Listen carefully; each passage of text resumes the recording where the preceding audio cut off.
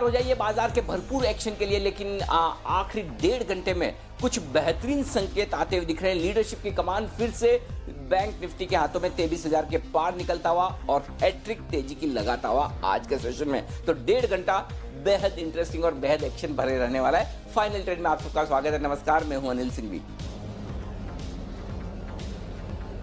नमस्कार, मैं हूं दीपांशु भंडारी। बैंक्स में तो जबरदस्त एक्शन है और कहां आप बाजार में तेजी देख रहे हैं उस पर भी चर्चा करेंगे। बैंक निफ्टी पर अब क्या स्ट्रैटेजी होनी चाहिए, 23,000 के पार जब आ चुका है उस पर भी अनिल जी से बात करेंगे और कई ढेर सारे स्टॉक्स हैं जिन पर हमारे एक्सपर्ट्स कॉल देंगे। तो सर, सबसे पहले तो ये बता दीजिए कि इस समय की बड़ी बातें क्या है। देखिए, बाजार बेहद मजबूती के साथ ट्रेड कर रहे हैं। 10,800 के ऊपर निकलकर टिकता हुआ निफ्टी और वहीं बैंक निफ्टी अगर आप देखेंगे तो दीप 23,000 के अहम आंकड़े के पार। कल यही वक्त था जब 22,500 के आसपास निफ्टी था और तब हम रिकमेंड भी कर रहे थे कि खरीदना चाहिए और 500 पॉइंट तक का मैदान एकदम साफ है। वो मैदान साफ 24 घंटे में ही वो लेवल आते हुए आपको नजर आ रहे हैं। सरकारी बैंकों में आज अच्छी तेजी होती दिख रही है और फार्मा, निजी बैंक और मेटल ये तीनों भी मजबूत सेक्टर हैं आज के सेशन के। आईटी, रियल एस्टेट और ऑटो शेयरों में थोड़ी प्रॉफिट बुकिंग है। यूरोप के बाजार मिले जुले से हैं, थोड़ी गिरावट के साथ। डाउ फ्यूचर्स 50 अंक ऊपर। ये है इस वक्त के आपके सारी बड़ी बातें और ट्रिगर्स। जी दीप। अनिल जी, सबसे पहले तो बहुत बहुत बधाई। शानदार बैंक निफ्टी पर आपने स्ट्रैटेजी दी है सर, और कल से अब तक जो आपने बोला था 500 पॉइंट का गैप बन जाता है 22,500 से, वो फिल भी हो गया है। 23,000 के पार भी निफ्टी चला गया है। पहली बार 17 मार्च के बाद जब 23,000 के पार हमें बैंक निफ्टी इस समय दिख रहा है और 3 दिन में सर 1200 से ज्यादा पॉइंट्स की रैली हो गई। तो अब सवाल यही बनता है सर कि एक जो वो कैचअप रैली थी, क्या वो हो चुकी है बैंक निफ्टी में या फिर अब 23,000 पर और एक बड़ा गैप खुलता हुआ दिख रहा है? 16,200-300 का लो बनाया था, 52 हफ्तों का लो ये है दीप बैंक निफ्टी पर जो आपने 23 मार्च 24 मार्च को बनाया है, ठीक है ना। 16,200-300 होना चाहिए जहां तक मेरी याददाश्त सही है। 16,100 16,200 के आसपास होना चाहिए। वहां से आप कितने 16 और 4 3 7,000 पॉइंट बढ़े हैं, यानी कि आप 16,000 से 7 पॉइंट गिनेंगे तो लगभग कितना 40% 45%। और निफ्टी आप देखिए 7,500 से 10,800, 2,500 और 2,500 पॉइंट ये हो गए आपके, 800 पॉइंट ये हो गए, 3,200-3,300 पॉइंट। तो पॉइंट ये है कि अगर आप वहां से गिनेंगे, पॉइंट के लिहाज से गिनेंगे तो आपको लगेगा बैंक निफ्टी की आउट परफॉर्मेंस हो चुकी है। लेकिन रिसेंटली अगर आप देखेंगे तो जो तेजी बनी थी 23-24 जून के आसपास जब आपने टॉप बनाया था इस तेजी में, वहां से निफ्टी काफी ऊपर है। बैंक निफ्टी ने तो उस लेवल को कल ही पार किया। तो अगर 2 हफ्तों का आप व्यू देखेंगे तो आपको लगेगा कि बैंक निफ्टी में अभी भी जगह है।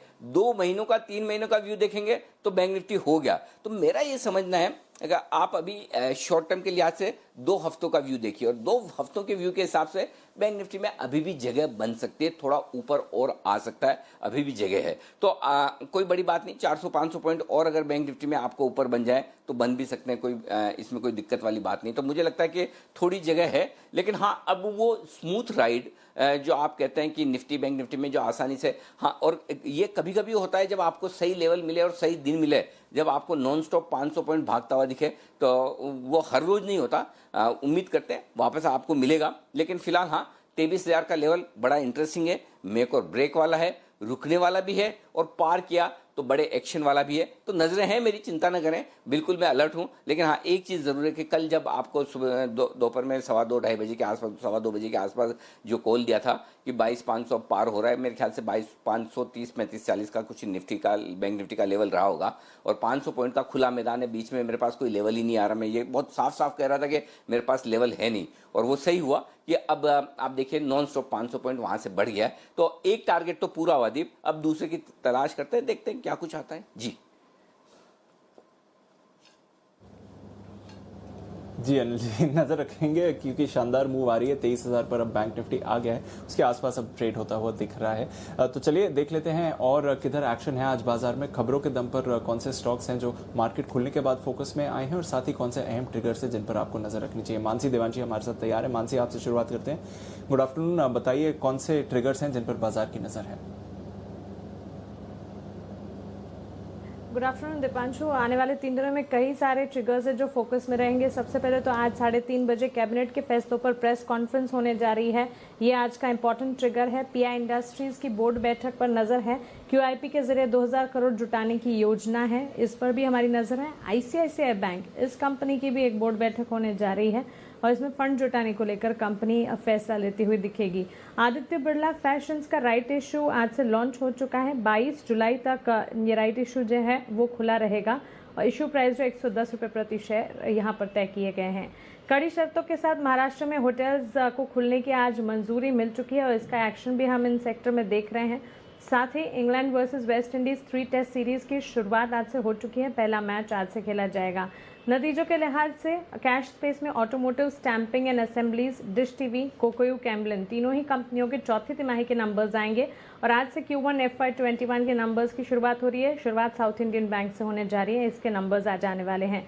कल यानी कि गुरुवार के दिन निफ्टी बैंक निफ्टी की वीकली एक्सपायरी होगी। इसके अलावा पीएनबी की एक बोर्ड बैठक है। क्यूआईपी एफपीओ राइट्स इशू के जरिए फंड जुटाने को लेकर इस बोर्ड बैठक में फैसला लिया जाएगा। नतीजों के लिहाज से टीसीएस Q1 FY21 पहली तिमाही के नतीजे कल आने वाले हैं। कैश स्पेस में 3 कंपनियां हैं जिनके चौथी तिमाही Q4 FY20 के नंबर्स पर नजर है। अरविंद फैशन, HCC और सद्भाव इंजीनियरिंग।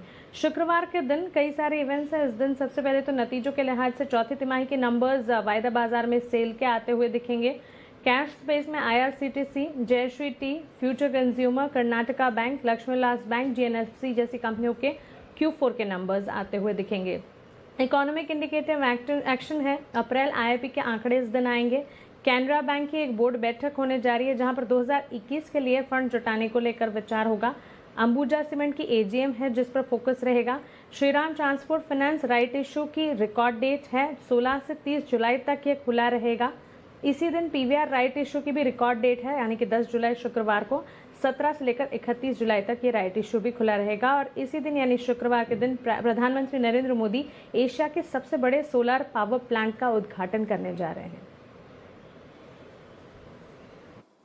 ओके, तो ये है वो तमाम खबरें, इवेंट्स जिन पर आपको नजर रखनी है, ये एकदम आप फोकस में रख लीजिए। आइए हम खबरों वाले शेयर भी जाने। उससे पहले भसीन साहब हमारे साथ कार्यक्रम में हो चुके हैं शामिल। पहले एक बार भसीन साहब से उनकी पिक्स ले लें और उसके बाद हम खबरों वाले शेयर जानेंगे। आइए भसीन साहब का करते हैं स्वागत।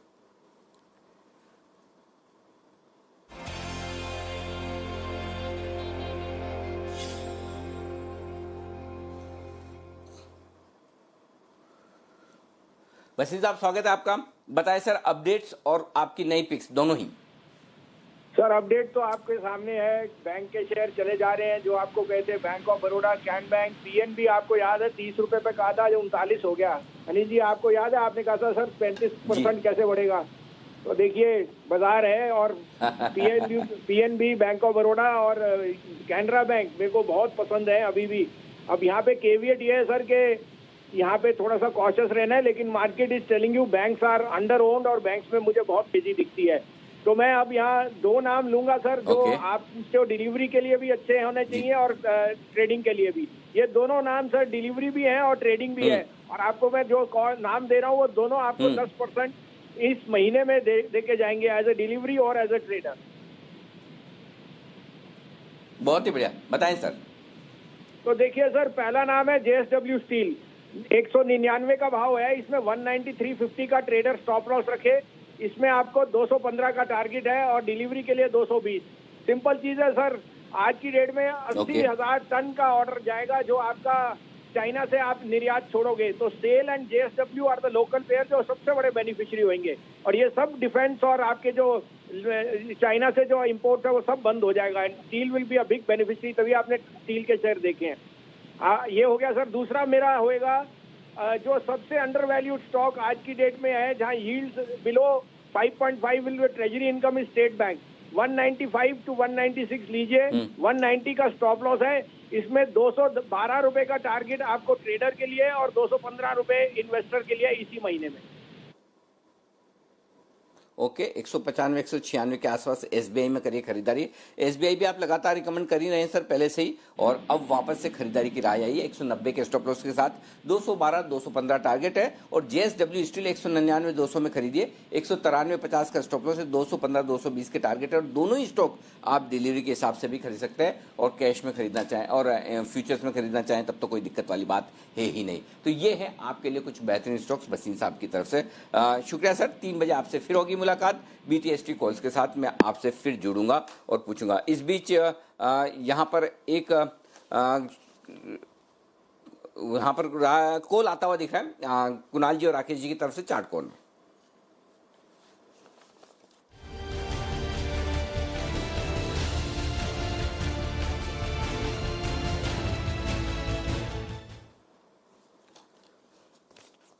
राकेश जी पूरा कार्यक्रम आपको ही करना पड़ेगा। कुणाल जी की फीड डाउन है तो आप ही स्टॉप लॉस, टारगेट और कमेंट्री दे दें सर। बिल्कुल अनिल जी, और खरीदारी की राय है वेदांता पर। ये स्टॉक अनिल जी कुछ मैजिकल धमाल करने वाला है। जिस तरीके का टेक्निकल पैटर्न है, नीचे में काफी बड़ा बेस बनाया है और एक बड़ा रिवर्सल स्टॉक दिखा रहा है। और जिस तरीके से यहाँ पर अनाउंसमेंट चल रही हैं, काफी लोग शॉर्ट्स भी हैं, तो वेदांता को खरीदने की राय है। और यहाँ पर स्टॉप लॉस लगाना है 111 रुपए का स्टॉप लॉस लगाना है। 111 का स्टॉप लॉस लगा के 118 से लेकर 120 के टारगेट के लिए वेदांता पर एक ओवरवेट बाय कॉल है। ओके 118 120 के टारगेट के लिए वेदांता में खरीदारी करने की राय है आप कुणाल जी और राकेश जी की तरफ से। ओके आइए देवांशी हमारे साथ जुड़ चुके हैं और देवांशी से ले लें खबरों वाले शेयरों की जानकारी। देवांशी बताइए।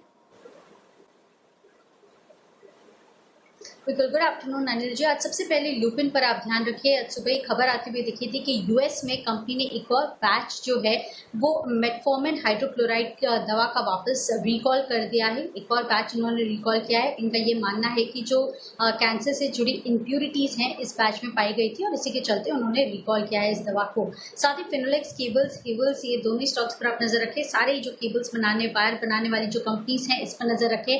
आज ही हमने थोड़ी देर पहले एक्सक्लूसिव खबर आपको बताई थी कि कॉपर की जो कीमतें हैं उसमें तेजी देखने मिली है। साथ ही जो मांग है वो केबल्स और वायर्स में बढ़ती हुई दिख रही है और इसी के चलते केबल और वायर कंपनी अगले हफ्ते तक 4 से 5% अपनी जो कीमतें हैं प्रोडक्ट्स की वो बढ़ा सकती है। पिछले महीने भी उन्होंने 4 से 5% अपनी कीमतें बढ़ाई थी। इसके चलते यहाँ पे फोकस है।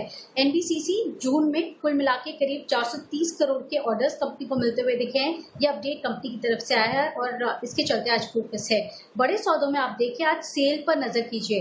85 लाख से ज्यादा शेयर्स में आज ट्रेड होता हुआ दिखा है। 35 रुपीज 65 पैसे से लेके 37 रुपीज 10 पैसे के बीच में ये ट्रेड्स होते हुए दिखे हैं। बड़े सौदे हैं। साथ ही मेरिको में 20 लाख से ज्यादा शेयरों के सौदे होते हुए दिखे हैं। 351 रुपीज से लेके 354 रुपीज प्रति शेयर के भाव पर।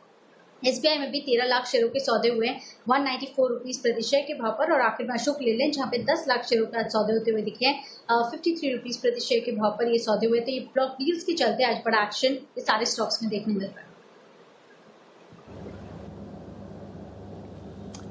भरपूर एक्शन इन सारे स्टॉक्स में आते हुए दिख रहा है। आइए देखते हैं और किन स्टॉक्स पर एक्शन रहेगा। बिगुल बजाते हैं वागले जी के लिए BTST का।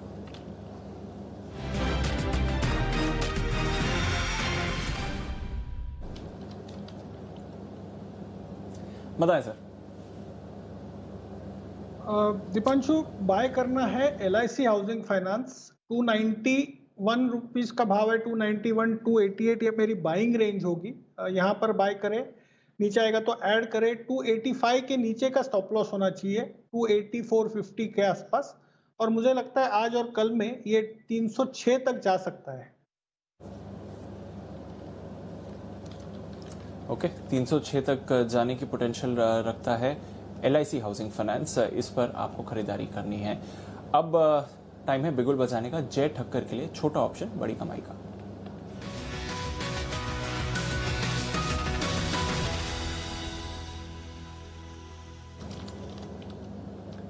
बताएं जय। Good afternoon to you Deep and good afternoon to Anil जी।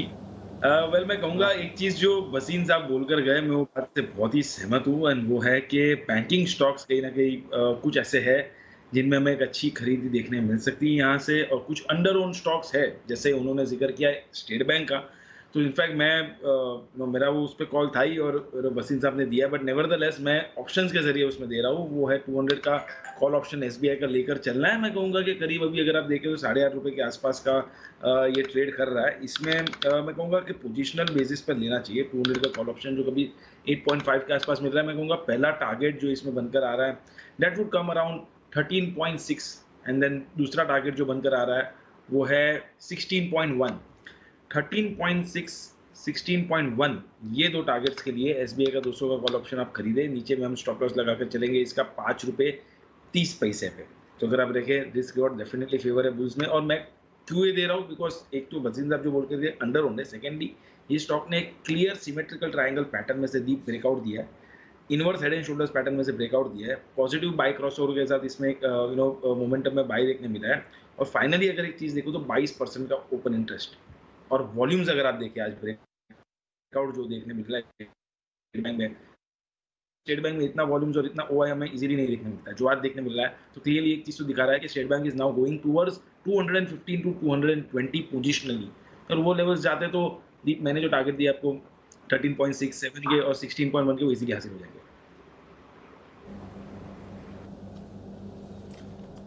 भरपूर एक्शन है एसबीआई में आज।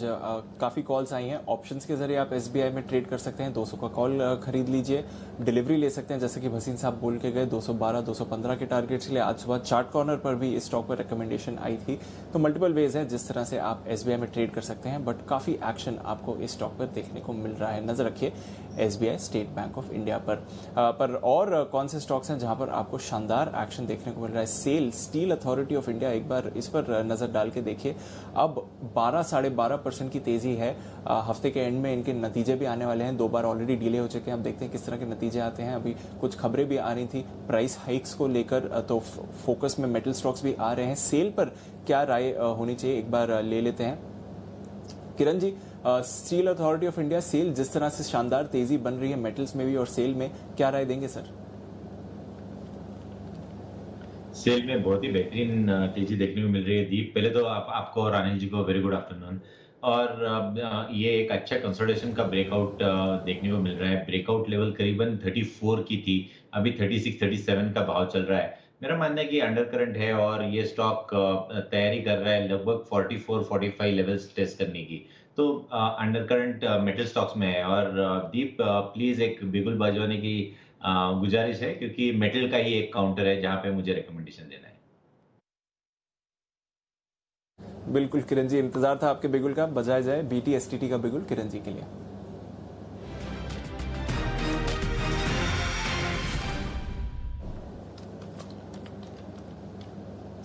बताएं सर। दीप, बाय करके चलना चाहिए, वो है नेशनल एल्यूमिनियम। 3630 के करीब अभी रेट चल रहा है, इधर ही बाय करने की सलाह है। मेरा स्टॉप लॉस 3470 का रहेगा, 1.5 रुपए नीचे। और टारगेट्स के लिए मैं मानता हूँ 40 रुपए के टारगेट्स कल परसों तक देखने को मिल जाने चाहिए। ये जो पैटर्न बना है बहुत ही शानदार ट्रेंड रिवर्सल प्राइस पैटर्न है। वॉल्यूम्स आज सबसे बड़े वॉल्यूम्स देखने को मिल रहे हैं। इतने बड़े वॉल्यूम्स हमें पिछले करीबन 8 महीने में नहीं देखे, इतने बड़े वॉल्यूम्स है। और चौथा और इम्पोर्टेंट रीजन है ओआई इंटरेस्ट। ओआई इंटरेस्ट अगर देखते हैं तो 13% चेंज देखने को मिल रहा है। तो ये सब पैरामीटर्स अगर पकड़ते हैं तो रिस्क टू रिवॉर्ड रेशियो में भी बहुत अच्छा है। तो ये नेशनल एल्यूमिनियम अभी बाय करके चलना चाहिए। पहले 40 का पहला टारगेट रहेगा जहां पे रिव्यू लेना चाहिए, उधर बेचने की सलाह नहीं होगी। जैसे 40 पहुंचेगा वापस एक बार मैं इस पर रिव्यू देने के लिए आपको गुजारिश करूंगा। ओके, तो नैल्को नेशनल एल्यूमिनियम यहाँ पर खरीदारी करने के राय 40 रुपए के टारगेट के साथ। और दीप, नेशनल एल्यूमिनियम ये मेरी बर्थडे के दिन वाली पिक थी, जो मैंने बर्थडे 2 जून को हमारे दर्शकों को दी थी कि ये मेरी तरफ से पिक है, गिफ्ट है। 20% के रिटर्न आ चुके हैं। 1 महीना ही हुआ अभी मेरी बर्थडे मनाए हुए, मतलब 2 जून, आज कितनी है, 8 जुलाई है। तो मतलब 1 महीना 3-4 दिन छुट्टी के जोड़ लो तो महीने भर में 20% का रिटर्न आपको एफएनए वाले स्टॉक में आ गया। आई एम श्योर आप सब सेटिस्फाई होंगे। अब यहाँ से आगे की जिम्मेदारी किरण जी के मजबूत कंधों पर मैं डाल रहा हूँ। तो किरण जी, देश को आगे बढ़ाने का काम अब आप यहाँ से कीजिए, मेरा काम पूरा हो। एक्चुअली मैंने टारगेट 36-37 रुपए के आसपास के दिए थे और मैंने कहा था कि जो जिनको साल भर का व्यू रखना है तो उनके लिए 45 रुपए के आसपास के टारगेट बनेंगे, लेकिन शॉर्ट टर्म के टारगेट तो मैंने इतने ही दिए थे जो मेरे ख्याल से आ चुके हैं। तो आप लोगों यहाँ से अब आगे बढ़ेगा, उसकी क्रेडिट भी किरण जी को मिलेगी और मेरा काम यहाँ पर संपन्न होता है। एक काम और मेरा संपन्न हुआ, कल आपको कल के 2000 में 22,540 की स्पॉट लेवल निफ्टी पर आपको खरीदारी करने की राय दी थी। 22,900 23,000 का टारगेट था निफ्टी स्पॉट लेवल का, आज का टारगेट 23,000 का हासिल हुआ। 500 पॉइंट बैंक निफ्टी का, माफ कीजिएगा, कल 22,540 पर बैंक निफ्टी आपको खरीदने की राय दी थी। 22,900 23,000 का ये टारगेट था और ये कहा था कि 500 पॉइंट नॉन स्टॉप मैदान खाली है। 23,000 का टारगेट हासिल हुआ। 23,080 का स्पॉट लेवल पर हाई लेवल है, अभी भी 23,000 के ऊपर ट्रेड कर रहा है। तो बैंक निफ्टी में भी कल के 2,000 के टारगेट सारे के सारे हासिल हुए और 22,500 का आपने इन द मनी कॉल ऑप्शन खरीदा है। और बहुत कम ऐसा होता है जब हम इन द मनी कॉल ऑप्शन खरीदने के लिए बोलते हैं, क्योंकि कॉन्फिडेंस लेवल बहुत ज़बरदस्त होता है। तो उस कॉन्फिडेंस लेवल के साथ आपको इन द मनी कॉल ऑप्शन खरीदने की राय दी थी, वो भी आप देख सकते हैं अच्छा खासा मुनाफे में सारे टारगेट हासिल करके 325 रुपये के आसपास बोला था। आई एम श्योर 700 रुपये से ऊपर का दाम इस वक्त चल रहा होगा। तो ये सारे के सारे टारगेट्स आपके लिए हासिल हुए। जी दीप, और दीप मैं चाहता हूं कि एक आप अब मेरे लिए भी बिगुल बजा दें, क्योंकि जिस तरह का मूड माहौल बन रहा है मैं भी बहुत ज़्यादा देर पीछे नहीं रहना चाहता। तो एक बिगुल मेरे लिए भी कल के 2000 का आप बजवा दें तो बहुत मेहरबानी होगी। आप ही का बिगुल बाकी था अनिल जी, बाकी एक्सपर्ट्स का आ गया है, तो बिगुल बजाया जाए अनिल जी के लिए कल के 2000 का।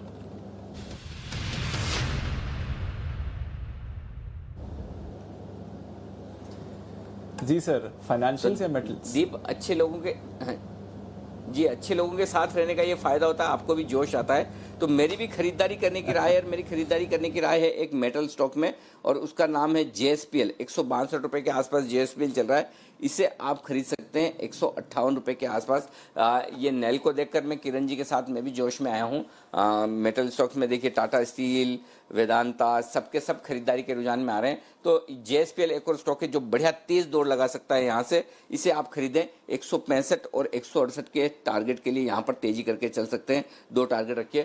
मेटल्स में जबरदस्त खरीदारी होती दिख रही है, बहुत चौतरफा खरीदारी है और स्ट्रॉन्ग मोमेंटम है। सेल आप देखिए, आज बैंड से बाहर निकलते ही 10% ऊपर है सेल का स्टॉक, और रिजल्ट आने वाले हैं शुक्रवार को 12%। Oh my God, 13%। नेल को 10% है। अब इससे बढ़िया आपको क्या मूव मिलेंगे। NMDC 6%, Tata JSW steel 5%। तो मुझे लगता है JSPL में भी यहाँ पर अच्छी एक कैचअप रैली हो सकती है, और उस कैचअप रैली को एंजॉय करिए। 165 168 के 2 टारगेट के लिए 158 के स्टॉप लॉस के साथ JSPL में खरीदारी करने की राय। जी दीप। बिल्कुल जी, तो ये आपके लिए खरीदारी की राय आ रही है JSPL में। मेटल स्टॉक्स और बैंक स्टॉक्स भरपूर एक्शन दोनों में ही आपको आते हुए दिख रहा है, और कॉल्स भी भरपूर आ रही है वहां पर। तो नजर रखिए इस पूरे के पूरे स्पेस में जिस तरह से तेजी बनते जा रही है इस समय।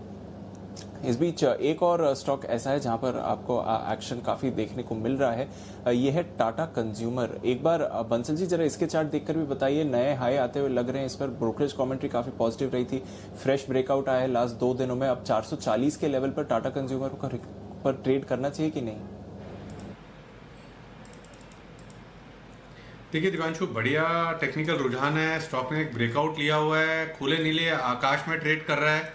तो जिनके पास है वो होल्ड करें, कोई बड़ी करेक्शन आती है तब खरीदारी की बात है। इन स्तरों पर ट्रेडिंग के नजरिए से खरीदने की राय नहीं दूंगा, बट कोई डिप आए तो डेफिनेटली खरीदना चाहिए, और जिन्होंने ले रखा है वो होल्ड करें। ओके, डिप पर आप खरीदिए, और जिन्होंने ले रखा है वो होल्ड करें, पर फ्रेश बाइंग इन लेवल्स पर एटलीस्ट नहीं करिए। ये है आपके लिए राय। जय, एक स्टॉक आप भी देखिए, यूनाइटेड स्पिरिट्स है, यहाँ पर भी एक शानदार मूव आ रही है। 625 पर है स्टॉक, 5% की तेजी है। पूरे के पूरे लिकर स्टॉक्स में अच्छा एक्शन आ रहा है। यूनाइटेड स्पिरिट्स पर आपकी क्या राय है?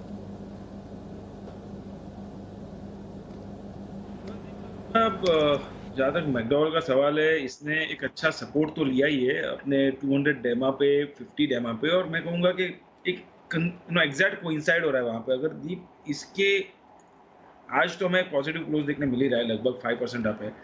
कल भी अगर फॉलोअप बाइंग यहाँ पे देखने मिली तो मैं कहूँगा चार्ट्स पर हमें एक क्लियर गोल्डन क्रॉस ओवर देखने मिलेगा दीप यहाँ पे, और वो क्लियरली एक चीज़ बताएगा कि लॉन्ग टर्म के लिए स्टॉक पॉजिटिव हो चुका है अगर गोल्डन क्रॉस ओवर हमें देखने मिलता है तो।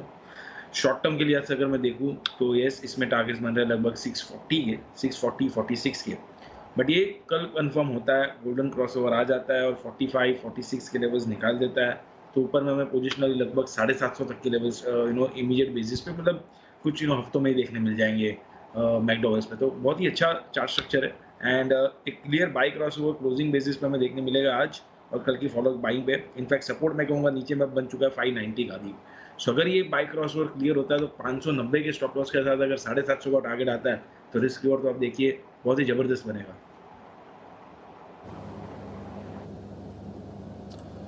जी, तो यूनाइटेड स्पिरिट्स इस पर नजर रखिए, 5% की तेजी है बट आगे और एक्शन आएगा। आशु जी भी हमारे साथ जुड़ रहे हैं। आशु सर, गुड आफ्टरनून। आपकी स्ट्रैटेजी के लिए बिगुल बजाया जाए सर? बिल्कुल बजा दो दीप। बिगुल बजाते हैं आशु जी के लिए और जान लेते हैं उनकी स्ट्रैटेजी क्या है इस समय।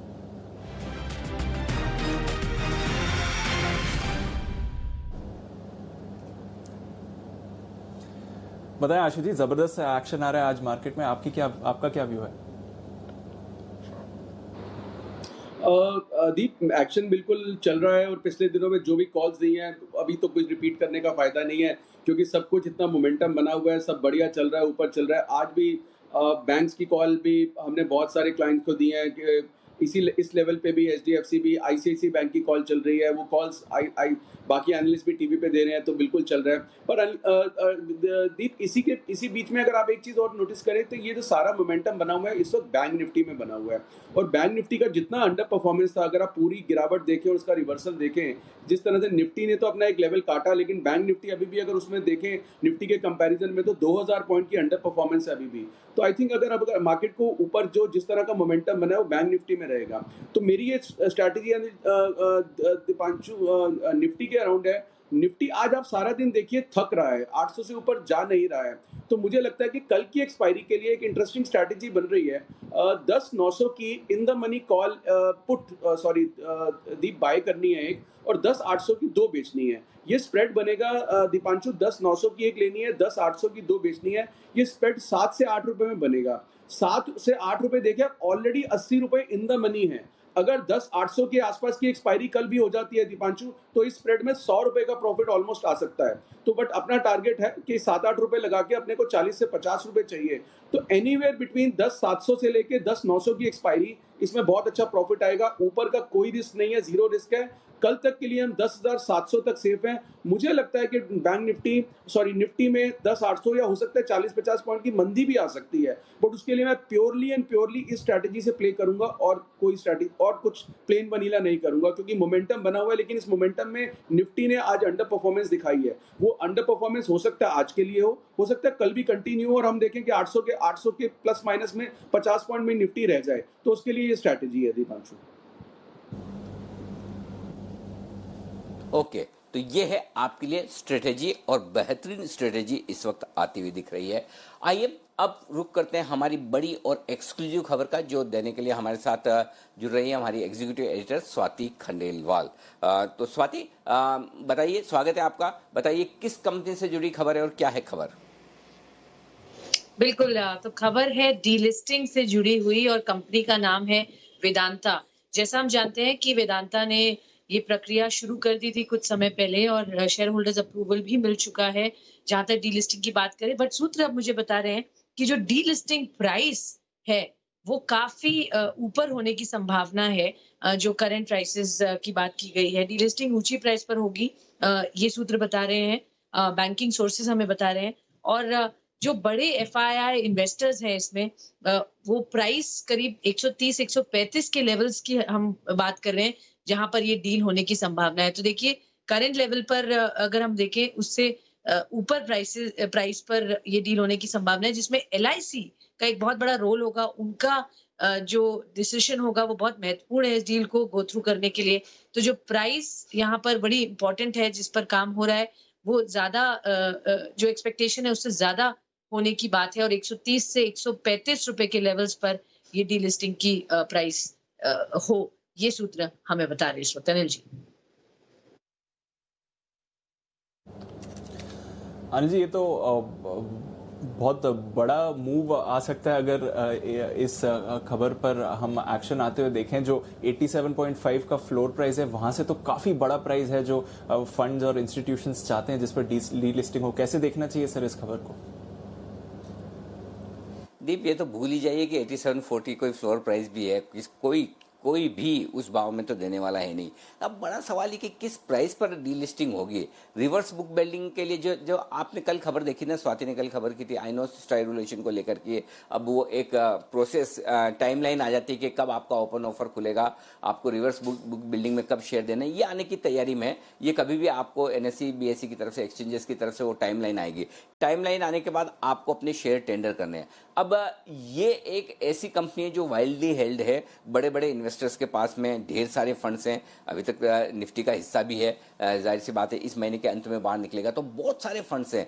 अब आपको डीलिस्टिंग करवाने के लिए इन फंड्स की हामी चाहिए। ये फंड्स क्या प्राइस पर निकलना चाहते हैं, ये बड़ा इंटरेस्टिंग है। जो स्वाति खबर लेकर आई है वो ये कि मैनेजमेंट डेफिनेटली कोशिश करेगा, मर्चेंट बैंकर्स डेफिनेटली कोशिश करेंगे कि open offer, delisting offer successful हो और उसके लिए वो फंड्स को तैयार करेंगे। जो फीडबैक FIs की तरफ से आ रहा है वो ये आ रहा है कि 135, 130, 140 की रेंज में वो कंफर्टेबल है, जहां पर वो एक बार की सोच सकते हैं कि हम डीलिस्टिंग में अपना शेयर दे दें।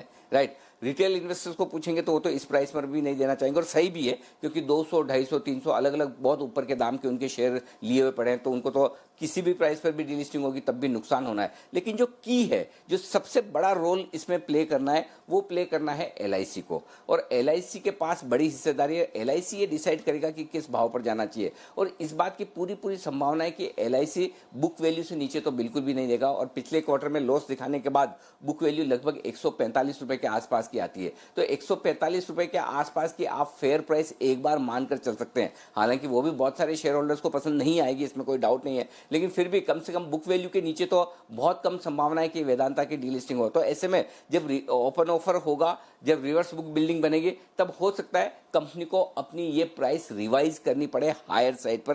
पहली चीज तो ये। दूसरी चीज है, और रिवाइज करने के पीछे बड़े लॉजिक है। भाव से आप वेदांता को देखेंगे तो आपको लगेगा कि अरे 112-15, लेकिन अंदर आप एसेट्स देखेंगे, वेदांता में क्या नहीं है। वेदांता में कैन है, हिंदुस्तान जिंक की स्टेक है जो कैश काउ है, बड़ा डिविडेंड देती है। इनके पास बाल्को है, इन्होंने सेसा गोवा एक्वायर किया था, वो बिजनेस है, स्टरलाइट का बिजनेस है। इतनी सारी कंपनियों को मिलाकर वेदांता बनी है, तो मुझे लगता है कि उस लिहाज से वेदांता के लिए बहुत मुश्किल होगा कि वो नीचे के प्राइस पर डीलिस्टिंग करवा सके। ये डीलिस्टिंग होगी तो बहुत ऊपर के दाम पर होगी। ऊपर के दाम बहुत, मतलब आप ये मत गिनिए कि 52 हफ्तों का ऊपरी स्तर क्या था, या वहां से गिनेंगे तो बहुत वो नहीं कह रहा हूं मैं। करंट प्राइस या फिर अगर जो फ्लोर प्राइस जो उन्होंने डीलिस्टिंग के दिए 87 रुपए 40 पैसे या 110-12 के भाव जो अभी हैं, वहां से आप गिनेंगे तो डेफिनेटली आपको बड़ी अपसाइड देखने को मिल सकती है। तो ये इंटरेस्टिंग हो सकता है वेदांता के लिए। और मेटल स्टॉक्स आप देखिए मजबूत हैं ही, ग्लोबली सारे मेटल स्टॉक्स में वैल्यूएशंस फिर से अट्रैक्टिव हो रहे हैं। तो ऐसे में वेदांता के लिए पूरी संभावना ये बनेगी कि डीलिस्टिंग आपको हायर प्राइस पर होती हुई दिखे। ये संभावना जरूर है। एक राय मैं आशु जी से भी लेना चाहता हूं इस पर। आशु जी, आपको क्या लगता है वेदांता की डीलिस्टिंग को लेकर? बिल्कुल अनिल जी, ये बिल्कुल हायर प्राइस पे होगी, और जो मतलब हियर से है वो 130 से 140 रुपए पे है, तो मुझे लगता है कि बिल्कुल बने रहना चाहिए, नहीं तो उससे नीचे का कोई ये बने उसका हिसाब बनेगा नहीं।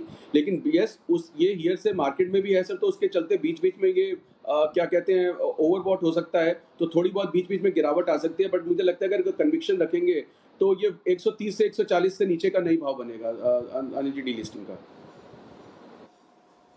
बिल्कुल, तो 130 से 140 के नीचे भाव बनने की संभावना बिल्कुल कम या नहीं के बराबर है। तो ये एक बड़ी खबर वेदांता को लेकर आती हुई, और स्वाति खंडेलवाल हमारी एग्जीक्यूटिव एडिटर बता रही कि यहाँ पर पूरी संभावना ये है कि प्राइसिंग जो आएगी वो काफ़ी ऊपर होगी, करंट मार्केट प्राइस से भी काफ़ी ऊपर होगी। जी दीप, तो ये है आपके लिए वेदांता। अब आप सिर्फ 2 मिनट का समय दे दें। मैं निफ्टी पर डेटा निकाल चुका हूँ, बैंक निफ्टी के डेटा को मैं फाइनल टच दे रहा हूँ, उसके बाद में 2:30 बजे की स्ट्रेटेजी अगले 2 मिनट में देता हूँ आपको। बिल्कुल अनिल जी, कुछ ही देर में स्ट्रैटेजी आने के लिए तैयार है। कुणाल जी भी हमारे साथ जुड़ रहे हैं। कुणाल जी, आपका ऑडियो नहीं मिल पा रहा था उस समय, पर एक स्टॉक जो अभी थोड़ी देर पहले जिसने एक अच्छी मूव आती हुई दिखाई है, आज सुबह हम बात कर रहे थे कि कुछ फार्मा स्टॉक्स में वापस खरीदारी आ रही है। औरोबिंदो ने अच्छा करा है। अभी थोड़ी देर पहले डॉक्टर रेड्डीज में भी एक मूव आती हुई दिखी है। यहाँ पर कोई ट्रेड बनता हुआ दिख रहा है सर? दीपांशु, एक सपोर्ट से बाउंस आता हुआ लग रहा है, तो मेरी खरीदारी की तो राय नहीं है, लेकिन जिनके पास निवेश है मुझे लगता है कि 3800 के स्टॉप लॉस से बने रहना चाहिए। स्टॉक एक रेंज में कंसोलिडेट करेगा तो इसमें कोई रनअवे रैली नहीं बनेगी, लेकिन एक धीमी गति से स्टॉक ऊपर जाने की पूरी संभावना है। अगर आप फार्मा कंपनीज में देखें तो मुझे सन फार्मा का चार्ट काफी मजबूत लग रहा है, तो डॉक्टर रेड्डीज की अपेक्षा मुझे लगता है कि सन फार्मा पर फोकस करना चाहिए, जहां एक ज्यादा क्लियर ब्रेकआउट इंट्राडे चार्ट्स पर आता हुआ दिख रहा है। बिल्कुल, तो सन फार्मा पर अच्छी मूव आती हुई दिख रही है। औरोबिंदो में हमने अच्छी खरीदारी देखी है। इन दोनों स्टॉक्स पर नजर रखिए, आप एक्शन भरपूर देख रहे हैं। कुछ फार्मा और डिफेंसिव नेम्स जैसे कि एफएमसीजी, एचयूएल में भी अभी थोड़ी देर पहले खरीदारी आई थी, तो वहां पर भी एक्शन बनता हुआ दिख रहा है। पर आइए कुछ और स्टॉक्स पर फोकस कर लेते हैं जहां पर भरपूर एक्शन रहा है। शोभा, इस पर नजर डालिए। कुछ अपडेट्स अभी आए हैं कंपनी की तरफ से, आगे की क्या ट्रिगर्स हो सकते हैं रियल एस्टेट सेक्टर के लिए, उसमें इन पर्टिकुलर शोभा के लिए। चले जानते हैं मानसी के साथ। बताइए मानसी, क्या है ट्रिगर्स नेक्स्ट शोभा के लिए? जी बिल्कुल दीपांशु, शोभा लिमिटेड के जून क्वार्टर के लिए ऑपरेशनल अपडेट्स आते हुए दिखे और काफ़ी इंटरेस्टिंग डेटा हमें मिले हैं, क्योंकि बिक्री के लिहाज से, वॉल्यूम्स के लिहाज से, रियलाइजेशंस के लिहाज से हर जगह नंबर्स काफ़ी इंटरेस्टिंग है, बढ़त देखने को मिल रही है। कोरोना के बावजूद करीब 6.5 लाख वर्ग फुट यानी कि 6.5 लाख स्क्वायर फुट की बिक्री सेल वॉल्यूम यहाँ पर आती हुई देखने को मिली है। कंपनी ने अप्रैल से जून के दौरान करीब 488 करोड़ की बिक्री की है। रियलाइजेशंस की अगर बात करें सालाना आधार पर करीब 2.5% की बढ़त यहाँ पर भी देखने को मिल रही है। अब इनका जो बेंगलुरु का मार्केट है, कोरोना से सबसे कम प्रभावित बेंगलुरु है और इसी वजह से वहां से सबसे ज्यादा सहारा मिलता हुआ दिखा है। बेंगलुरु मार्केट से ही वॉल्यूम्स में करीब 74% का योगदान देखने को मिला है। अब एक डेटा आपके टीवी स्क्रीन पर आएगा जहां पर इनके तिमाही आधार पर बिक्री के ट्रेंड हम दिखा रहे हैं और कौन से जोन्स में सबसे ज्यादा बिक्री देखने को मिली, ये भी हम समझा रहे हैं। जैसे कि मैंने बताया, बेंगलुरु से सबसे ज्यादा सहारा मिला, करीब 4,80,000 स्क्वायर फुट की बिक्री बेंगलुरु से होती हुई दिखी और इसी तरह गुरुग्राम, कोच्चि, मैसूर, चेन्नई, कोयम्बटूर, त्रिशूर, कलिकट, पुणे, गिफ्ट सिटी, ये तमाम जगह से अच्छी बिक्री देखने को मिली। कम से कम 7,000 स्क्वायर फीट से लेकर ज्यादा से ज्यादा 30-40,000 स्क्वायर फीट और सबसे ज्यादा बेंगलुरु में कुल 6.5 लाख वर्ग फुट की यहाँ पर सेल्स वॉल्यूम देखने को मिली है। ब्रोकरेज के पॉजिटिव रडार पर है। शोभा लिमिटेड पर मॉर्गन स्टैनली की राय आई है, ओवेट रेटिंग है, लक्ष्य 361 के बता रहे हैं। लॉकडाउन में भी पहली तिमाही के अच्छे ऑपरेशन आंकड़े आते हुए दिखे हैं जो कि पॉजिटिव हैं। कंपनी के लिए बेंगलुरु काफी इंपॉर्टेंट मार्केट है। मार्च 2021 में एनएवी अनुमान में 50% की कटौती देखने को मिली है, लेकिन कंपनी ने डिस्काउंट को 30% तक बढ़ाया है।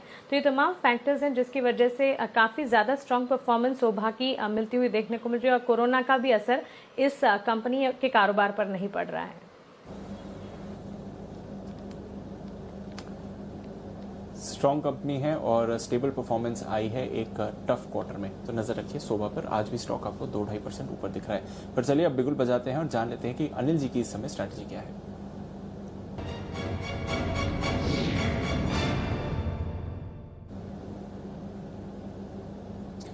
अनिल जी, थोड़ा वॉलेटाइल एक्शन जरूर है ग्लोबल मार्केट्स में। डाउ फ्यूचर्स में ऊपरी स्तरों से हमने थोड़ी सी गिरावट आती हुई देखी है, अब सिर्फ 10 पॉइंट ऊपर हैं। थोड़ी देर पहले 60-70 अंकों की तेजी थी वहां पर। यूके के बाजार निचले स्तरों से रिकवर होकर अब पॉजिटिव हो गए हैं और बाकी यूरोपियन मार्केट्स भी आधे % नीचे थे, अब थोड़ी रिकवरी आती हुई दिख रही है। हालांकि फ्रांस में थोड़ा दबाव है इस समय, तो थोड़े वॉलेटाइल क्यूज हैं, थोड़ा मिला जुला ट्रेड है जहां तक ग्लोबल मार्केट्स का सवाल है सर।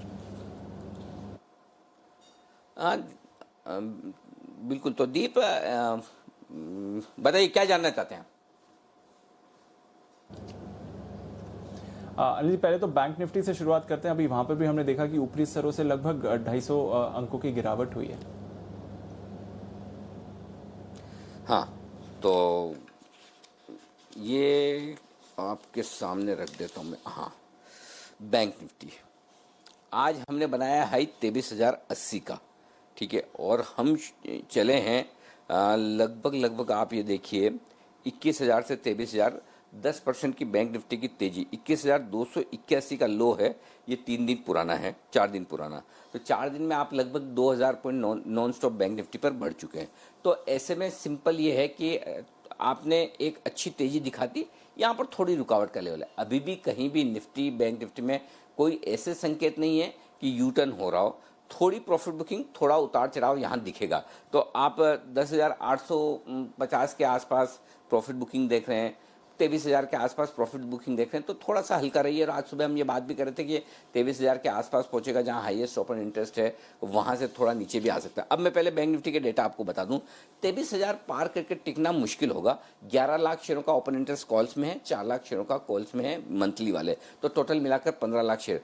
लेकिन हाँ, अगर आज 23,000 के ऊपर बैंक निफ्टी बंद होता है तो फ्रेश खरीदारी करके जाने की राय होगी। और अगर 23,000 के ऊपर बंद नहीं होता है तो आपको न्यूट्रल रहना चाहिए। कल सुबह फिर हम फ्रेश पोजीशन बनाएंगे। अगर मजबूत खुला बाजार अमेरिका के चलते, तो जैसे ही 23,080 पार करेगा फ्रेश खरीदारी कल सुबह कर लेंगे। और कमजोर खुला तो नीचे आने दीजिए, 22,600-650 के आसपास मिलेगा, तो वहां पर फ्रेश एंट्री करेंगे। तो आज आपको न्यूट्रल होना है, ये बैंक निफ्टी में साफ दिख रहा है। तो मैं अभी फ्रेश ट्रेड लेने की राय आपको नहीं दे रहा हूं।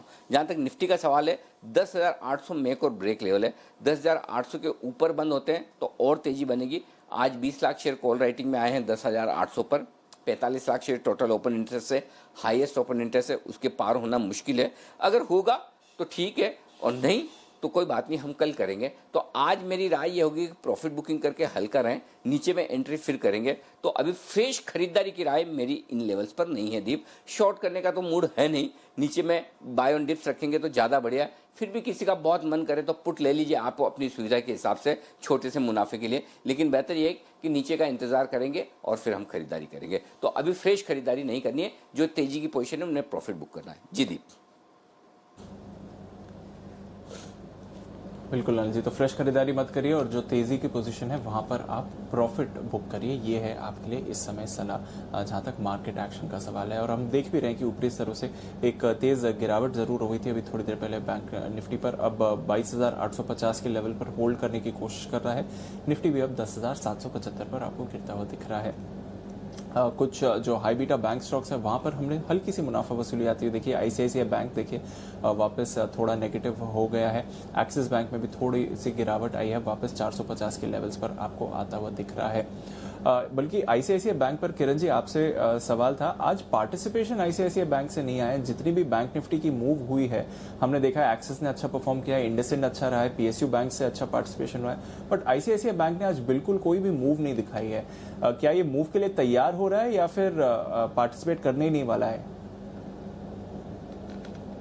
नहीं, मुझे लगता है मूव के लिए तैयारी हो रही है। छोटी सी करेक्टिव रैली हम देख सकते हैं, पर बहुत ही इंपॉर्टेंट बैरियर 380 के करीब है, डेरिवेटिव वाइज भी और टेक्निकली भी। तो 380 पे ध्यान देना चाहिए। कल परसों अगर इन लेवल्स को क्रॉस करता है तो एक बहुत अच्छी तेजी 15 से 20 रुपए की तेजी आपको उधर से देखने को मिल सकती है। अभी न्यूट्रल रहना है, जैसे अनिल जी भी बात कर रहे थे बैंक निफ्टी में। वैसे भी मेरा भी मानना है कि आईसीआईसीआई बैंक में कोई पोजीशन नहीं लेनी चाहिए, पर 380 के ऊपर जरूर ये एक लॉन्ग पोजीशन क्रिएट करनी चाहिए। Okay, the long position create कर सकते हैं। जहां तक आईसीआईसीआई बैंक का सवाल है, अच्छी मूव आ सकती है। आज आपने पार्टिसिपेशन नहीं देखा है स्टॉक पर वैसे एक तैयारी कर रहा है जहां तक एक्शन का सवाल है। और स्टॉक्स की बात करें जहां पर तेजी बनती हुई दिख रही है, ओएमसीज ऑयल मार्केटिंग कंपनीज में आपने अभी थोड़ी देर पहले एक स्पाइक आते हुए देखा। एचपीसीएल, बीपीसीएल, आईओसी तीनों में ही मूव आए हैं। वाकई साहब ट्रेड लेना चाहेंगे, स्पेशली जिस तरह से अभी थोड़ी देर पहले एचपीसीएल या बीपीसीएल पर ट्रेड हुआ था? दीपांशु, थोड़ा सा मैं वेट करूंगा। मुझे ज्यादा साइडवेज दिखाई देता है, मैं ना लेना चाहूंगा ना बेचना चाहूंगा। थोड़ा सा वेट करना ठीक होगा। मुझे लगता है मार्केट्स थोड़े से कंसोलिडेट करेंगे। ओके, ये आपके लिए राय है। आइए निफ्टी और बैंक निफ्टी के मुंह पर कुछ विशेष टिप्पणी करना चाहते हैं आशु सर। आशु सर बताइए। अनिल जी, जो मैं अभी निफ्टी के स्प्रेड की बात कर रहा था, एक नया स्प्रेड भी देना है। पर अनिल जी, निफ्टी में मेरा व्यू है कि पिछले 2-3 दिनों में अनिल जी बहुत सारी शॉर्ट कवरिंग देखी है। मुझे पर्सनली शायद मैं I am sticking my neck out. मुझे लगता है अनिल जी ये टॉपेज सिग्नल है निफ्टी के अंदर, जो आज 10,800 कुछ का जो हाई बना है। अनिल जी ये बस अब ये कंसोलिडेशन और नीचे की तरफ हो सकता है।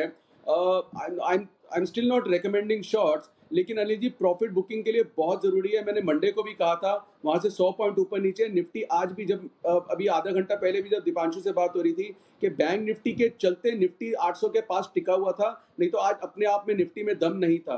तो अनिल जी मुझे लगता है कि निफ्टी में टॉपिक सिग्नल है, टेम्परेरी हो सकता है, थोड़ा सा लंबा भी हो सकता है, तो बिल्कुल स्ट्रांगली रेकमेंड करता हूं कि अनिल जी प्रॉफिट बुकिंग एक बहुत बड़ा इंपॉर्टेंट डिसिप्लिन है जिसको मिस बिल्कुल नहीं करना चाहिए। और अनिल जी अभी जो मार्केट मूवमेंट आई है इसमें एक नया स्प्रेड भी आया है, आप 10,800 की भी पुट ले सकते हैं और 10,700 की दो बेच दीजिए, ये 10,600 तक सेफ है। मेरे को एक्सपायरी निफ्टी की नीचे की तरफ ही लग रही थी, और जिस तरह से अभी जो स्प्रेड बना अनिल जी वो मुझे लगता है उसको शिफ्ट कर लेना चाहिए, क्योंकि उसमें अभी कोई प्रॉफिट एंड लॉस नहीं है, क्योंकि नीचे जाने के निफ्टी के चांसेस ज्यादा बन रहे हैं इंस्टेड ऑफ ऊपर जाने के। बहुत सारे लोग बोल रहे हैं 11,200 का जाएगा, 11,200 जाएगा, जाएगा नहीं जाएगा मतलब नहीं पता, लेकिन अनिल जी निफ्टी ने आज स्ट्रांगली टॉपिक सिग्नल दिया है, तो मेरा वर्ड ऑफ कॉशन है फॉर ऑल दोस पीपल जो बैंक निफ्टी से कैरिड अवे होके जो बिंदास बाय बाय मूव में आए हैं। अनिल जी एक ऐसा टाइम आ गया अब सब बेचना आशु सर, अरे सर अभी तो मतलब है ना, एक भी दिन अभी तो नीचे बंद भी नहीं हुआ है निफ्टी, मतलब एक ही दिन में आप कैसे एकदम मतलब 1 घंटे में बाजार कमजोर होते हैं आप एकदम टॉप बना देते हो, ऐसे कैसे होता है सर? मतलब अभी थोड़ा गिरने तो दो कम से कम। नहीं अनिल जी वो एक घंटे एक दिन की बात नहीं है, ये पिछले मंडे, मैं परसों भी मंडे से भी मैं ये बोल रहा था कि जो है अब ये सिग्नल ऐसा आ गया कि शॉर्ट नहीं करना लेकिन लॉन्ग में। तो अनिल जी वो जो बैंक निफ्टी में मूवमेंट आई है स्पेसिफिकली बैंक्स में, वो अभी भी इंटैक्ट रह सकती है। स्टेट बैंक आज भी अनिल जी हमारे सारे क्लाइंट्स को एक्सिस बैंक, आईसीआईसी बैंक का स्प्रेड चल रहा है, HDFC bank, state bank of India जो मैं बाकी भी देख रहा था, एंड वो कॉल स्टिल इंटैक्ट है। लेकिन अनिल जी निफ्टी में पर से आज पहली बार अनिल जी एक ना रिवर्स चीज अभी देखिए, अगर आप स्क्रीन पे देखें स्टॉक्स में वीकनेस नहीं थी, इंडेक्स वीक दिखा रहा था। सो अनिल जी ये एक साइन है कि कहीं ना कहीं शायद सेलेक्ट डिस्ट्रीब्यूशन हो रही है, स्टॉक्स में वीकनेस नहीं थी लेकिन इंडेक्स वीकनेस दिखा रहा है। तो मुझे लगता है अनिल जी कल तक के लिए तो स्प्रेड हाथ में रखना चाहिए, बट डिसिप्लिन है पर्टिकुलरली निफ्टी में अनिल जी, मुझे लगता है कि टॉप पे साइन है। ओके, तो ये है आपके लिए निफ्टी पर राय इस वक्त आती हुई। 10,800 का एक पुट खरीदिए और 10,700 का 2 पुट बेचिए। थोड़ा और गिर गया ना, मुझे लगता है कि और मतलब नीचे नीचे की बनाते जाएंगे ऐसा लग रहा है मुझे। 10,800 का एक, 10,700 के 2। आशु जी मतलब छोड़ने वाले नहीं है। अच्छा, एक्सपायरी का ऑप्शन वो भी आपके पास आने वाला है, हमारे एक्सपर्ट हमारे साथ जुड़ेंगे, मैं बताऊंगा कौन जुड़ने वाले हैं आपके। श्रीकांत चौहान साहब, श्रीकांत जी तो जुड़ भी गए। अच्छा श्रीकांत जी आप ही देने वाले हैं क्या एक्सपायरी का ऑप्शन? बिल्कुल श्रीकांत जी के लिए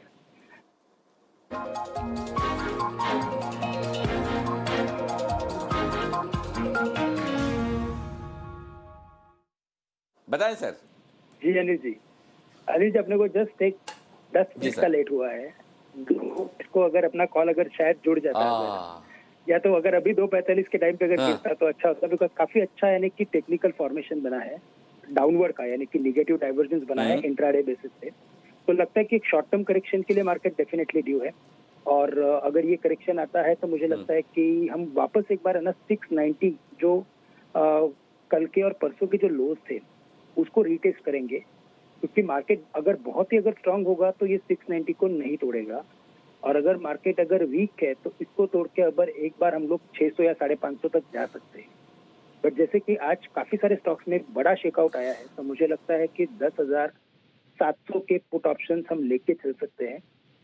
थोड़ी देर पहले 10,800 का पुट मैं सोच रहा था, लेकिन अभी उसकी प्राइस काफी बढ़ गई है अनिल जी, तो ये प्राइस से 10,800 का पुट लेने का कोई मतलब बनता नहीं है।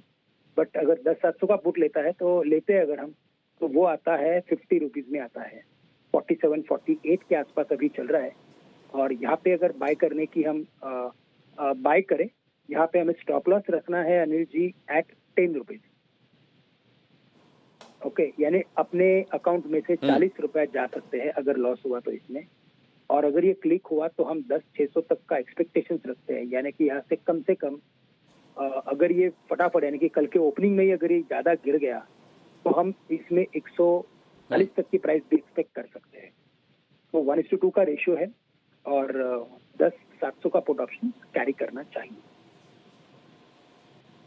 ओके, निफ्टी का 10,700 का पुट ऑप्शन खरीदिए, 47-50 रुपए के आसपास मिल रहा है, 47-48 में 10 रुपए का स्टॉप लॉस, 120 तक के टारगेट के लिए आपको करनी है इस पुट में खरीदारी। तो शॉर्ट साइड पर कॉल आता हुआ दिख रहा है, तो चलिए अब शॉर्ट कॉल्स आने की तैयारी हो चुकी है पुट ऑप्शंस की। कल सुमित जी तो कल भी कह रहे थे कि आप पुट ऑप्शन थोड़ा थोड़ा खरीदना शुरू करें, और आज मुझे भी काफ़ी हमारे दर्शक पूछे कि ये सुबह हम बात जो कर रहे थे कि अटकेगा वहाँ पर, तो वो कहाँ से पता चला डेटा? वो सिंपल, बड़ा आसान काम है, बहुत ज़्यादा मुश्किल नहीं है, डेटा तो इजीली मिल जाता है। थोड़ा सा कन्विक्शन अगर आपका और हो जाए तो बस दोनों काम एक साथ हो जाते हैं। तो कन्विक्शन होते ही अब बैंक निफ्टी में यही होता है, 50-75 पॉइंट आपको बैंक निफ्टी कभी भी है ना थोड़ा सा धमकाएगा इधर उधर। उस समय आपको वहाँ पे आपको जजमेंट लेना होता है कि तेजी का कॉल ले या नहीं ले, क्योंकि कल भी देखिए एक बार 22,500 के ऊपर निकला, फिर नीचे आया, तो लोगों को लगेगा कहीं फॉल्स ब्रेकआउट तो नहीं है, तो वापस मंदी तो नहीं हो जाएगी।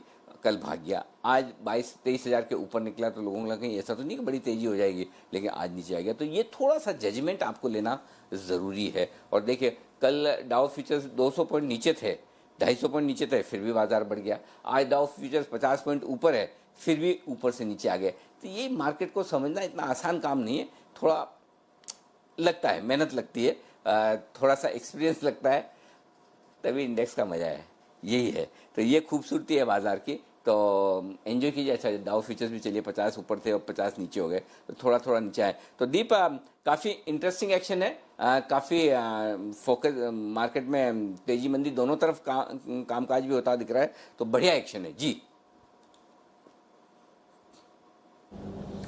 जी अनिल जी, और हम देख भी रहे हैं कि बैंक निफ्टी अब 22,700 होल्ड करने की कोशिश कर रहा है, पर काफ़ी वॉलेटाइल हो रहा है। डाउ फ्यूचर्स में भी अभी थोड़ी देर पहले थोड़ी गिरावट भी आई थी, तो शायद उसकी वजह से भी मूड थोड़ा बिगड़ा है बाजार का इस समय।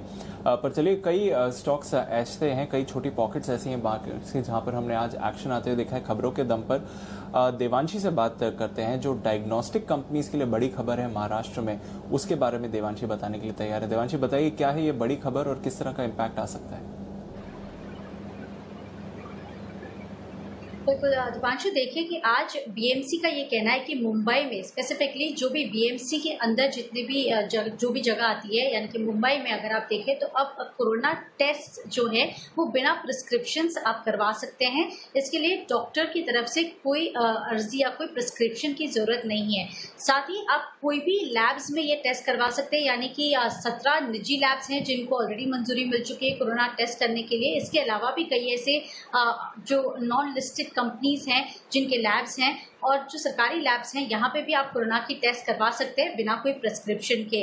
जिस तरह से लगातार मुंबई में केसेस बढ़ते हुए दिख रहे हैं और टेस्ट थोड़े से कम होते हुए दिख रहे हैं, इसके चलते भी बीएमसी की तरफ से कहना है कि आप बिना कोई सिम्टम्स के भी ये टेस्ट ले सकते हैं। यही नहीं, आप घर बैठे भी टेस्ट ले सकते हैं।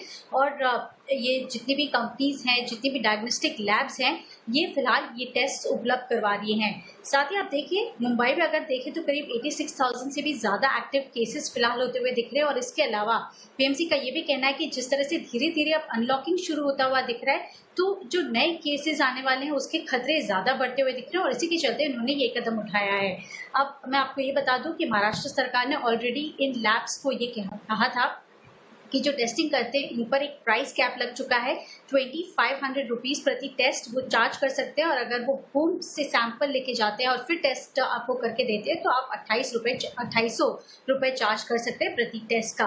तो इन भाव पर आप अपनी टेस्ट करवा सकते हैं। और इसके अलावा आप देखिए किन कंपनीज को फायदा होता हुआ दिखेगा, तो कई ऐसे नॉन लिस्टेड कंपनीज भी हैं जो टेस्ट करती हैं, लेकिन जो लिस्टेड कंपनीज हैं उनकी अगर बात करें तो डॉक्टर लाल पैथ लैब, थायरोकेयर और मेट्रोपोलिस ये शामिल होती हुई दिख रही हैं, जो टेस्ट करती हैं कोरोना वायरस की और एंटीबॉडी टेस्ट भी करती है। तो इनको थोड़ा सा फायदा जरूर होता हुआ दिखेगा। लेकिन अगर मैं ये कहूँ कि रेवेन्यूज कितने बढ़ते हुए दिखेंगे या मार्जिन कितने बढ़ेंगे, तो ज़्यादा इनके मार्जिन्स या रेवेन्यूज बढ़ते हुए नहीं दिखेंगे। लगातार हमारे साथ मैनेजमेंट जुड़े थे, इनका यही कहना था कि फिलहाल ये जो पेंडेमिक है इनमें इनको बहुत ज़्यादा मुनाफे की कोई जगह नहीं है। जिस तरह से सीमा लगी हुई है, प्राइसेस पे जो कैप लगा हुआ है, तो इसके चलते इनके मार्जिन या रेवेन्यू ज़्यादा नहीं बढ़ेंगे, लेकिन ये सिर्फ टेस्ट उपलब्ध किए जाएंगे। तो ये सिर्फ सेंटिमेंटल पॉजिटिव है, लेकिन आप देखिए सारे डायग्नोस्टिक कंपनीज आज पॉजिटिवली ट्रेड जरूर करती हुई दिख रही हैं।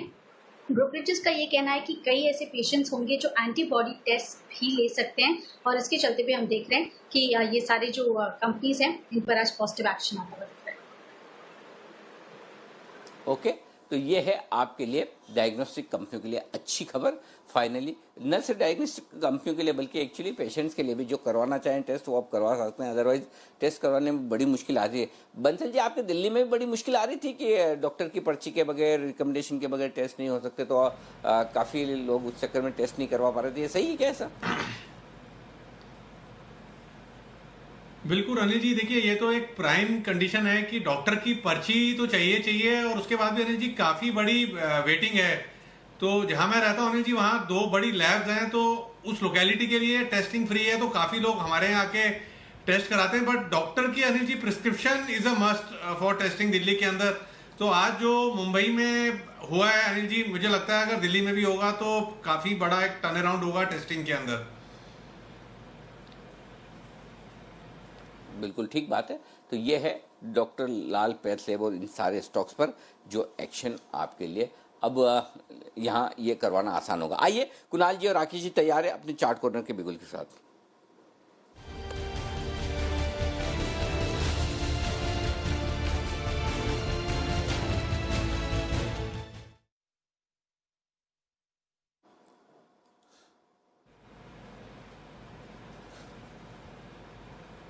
बताएं सर।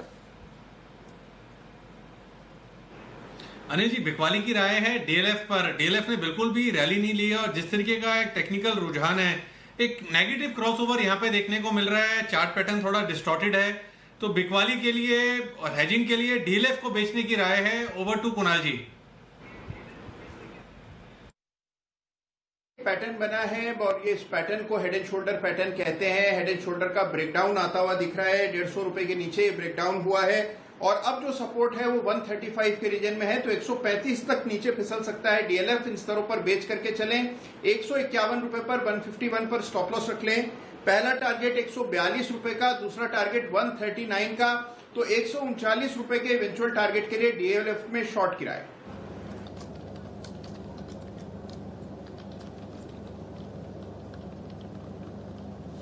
डीएलएफ पर बिकवाली की राय है आपके लिए इस समय।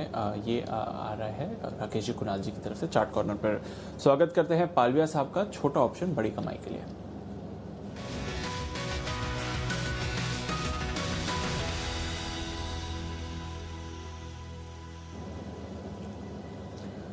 पालविया साहब गुड आफ्टरनून। थोड़ा वॉलेटाइल एक्शन अभी थोड़ी देर पहले हुआ है, बताइए सर पहली स्ट्रैटेजी क्या रहेगी? गुड आफ्टरनून दीपांशु जी। देखिए स्ट्रेटेजी रहेगी आज मेटल पैक में काफी अच्छी बाइंग एक्शन देखने को मिली। उसमें से नेशनल एल्यूमिनियम काफी अट्रैक्टिव लग रहा है, जिस तरीके से इसमें सेटअप है और जो फॉर्मेशन हुए है, स्टॉक ने एक मल्टीपल सप्लाई जोन का ब्रेकआउट देके आज ट्रेड कर रहे हैं। तो हमें लगता है नेशनल एल्यूमिनियम को यहाँ से करंट लेवल पे बाय करना चाहिए। 36 रुपीज का जो कॉल ऑप्शन है, जो कि करीब ट्रेड कर रहा है 2 रुपए 25 पैसे के आसपास, इसको बाय करने की सलाह रहेगी। स्टॉक में अच्छा ओपन इंटरेस्ट एडिशन देखने को मिला है और जिस तरीके से ब्रेकआउट हुआ है, हमें लग रहा है ये स्टॉक में 39-40 रुपीज तक का अप मूव एक्सटेंड होना चाहिए। तो 2 रुपए 25 पैसे में 36 रुपए का कॉल ऑप्शन बाय करेंगे। इसमें स्टॉप लॉस रखेंगे इसमें 1 रुपए 25 पैसे का और टारगेट जो हमें लग रहे हैं 4 रुपए और 5 रुपए तक के टारगेट इसमें देखने को मिलना चाहिए। तो नेशनल एल्यूमिनियम में कॉल ऑप्शन बाय करने की सलाह रहेगी। ये रहेगा पहला ऑप्शन। जो दूसरा स्टॉक ऑप्शन बाय करने की सलाह रहेगी वो रहेगी टाटा कंज्यूमर में। स्टॉक ने स्विंग प्रीवियस जो स्विंग हाई था उसका फैब 2020 का, उसका आज ब्रेकआउट देखने को मिला है। वीकली चार्ट पे अगर हम देखें तो एक वी शेप रिकवरी का ब्रेकआउट हुआ है। तो टाटा कंज्यूमर में 440 का कॉल ऑप्शन जो कि 11 रुपए के आसपास ट्रेड कर रहा है, इसको बाय करने की सलाह रहेगी। स्टॉक के ब्रेकआउट के हिसाब से इसमें टारगेट 455 तक के बनने चाहिए स्टॉक में। तो 440 का जो कॉल ऑप्शन हम 11 रुपए में बाय करेंगे, इसमें हमें लग रहा है टारगेट जो आना चाहिए 18 रुपए से 22 रुपए तक के आना चाहिए। करंट लेवल से इस स्टॉक ऑप्शन का जो स्टॉप लॉस रखेंगे वो 7 रुपए का रखेंगे। तो 7 रुपए का स्टॉप लॉस रखना है, 18 और 22 रुपए तक के टारगेट इसमें देखने को मिलना चाहिए।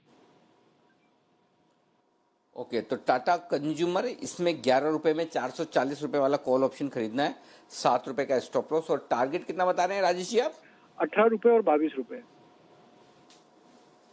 18 और 22। नेल्को में 36 रुपए वाला कॉल ऑप्शन 2.5 रुपए में खरीदना है, डबल हो जाएगा 4 से 5 का टारगेट है ना। और स्टॉप लॉस उसका कितना है ये वाला आप बताएं। 1 रुपए 25 पैसे, 2 रुपए 25 पैसे था, अब 1 रुपए का स्टॉप लॉस रखना है इस ऑप्शन के लिए। मतलब 1 रुपए 25 पैसे का स्टॉप लॉस रखेंगे बाइंग प्राइस से। हाँ जी। ओके, टाटा कंज्यूमर और नैल्को, ये 2 स्टॉक है। शुक्रिया राजेश जी, ये दोनों ही बेहतरीन ऑप्शन देने के लिए। अभी भी तेजी के ऑप्शन ही दे रहे हैं राजेश जी, ये अच्छी बात लगी मुझे, सुन के भी बढ़िया लगा। आइए आशु जी के पास भी जाना पड़ेगा, बिगुल बजा रहे हैं। अच्छा आशु जी बिगुल बजाने के लिए कहते हैं, वो तो ठीक है, मतलब हमारे शो का नाम है और इस सेगमेंट का नाम है BTST, फिर भी आशु जी जब भी मैसेज करते हैं कि मुझे देना तो STBT लिख के भेजते हैं। खाली BTST बोल के STBT दे तो क्या दिक्कत है, लेकिन फिर भी वहाँ से हमारा है ना मनोवैज्ञानिक दबाव बनाना जो आशु जी शुरू करते हैं। आइए, बिगुल तो BTST का ही, आशु जी कितना ही भी कर ले, 2 आप भले STBT, बिगुल बजाइए।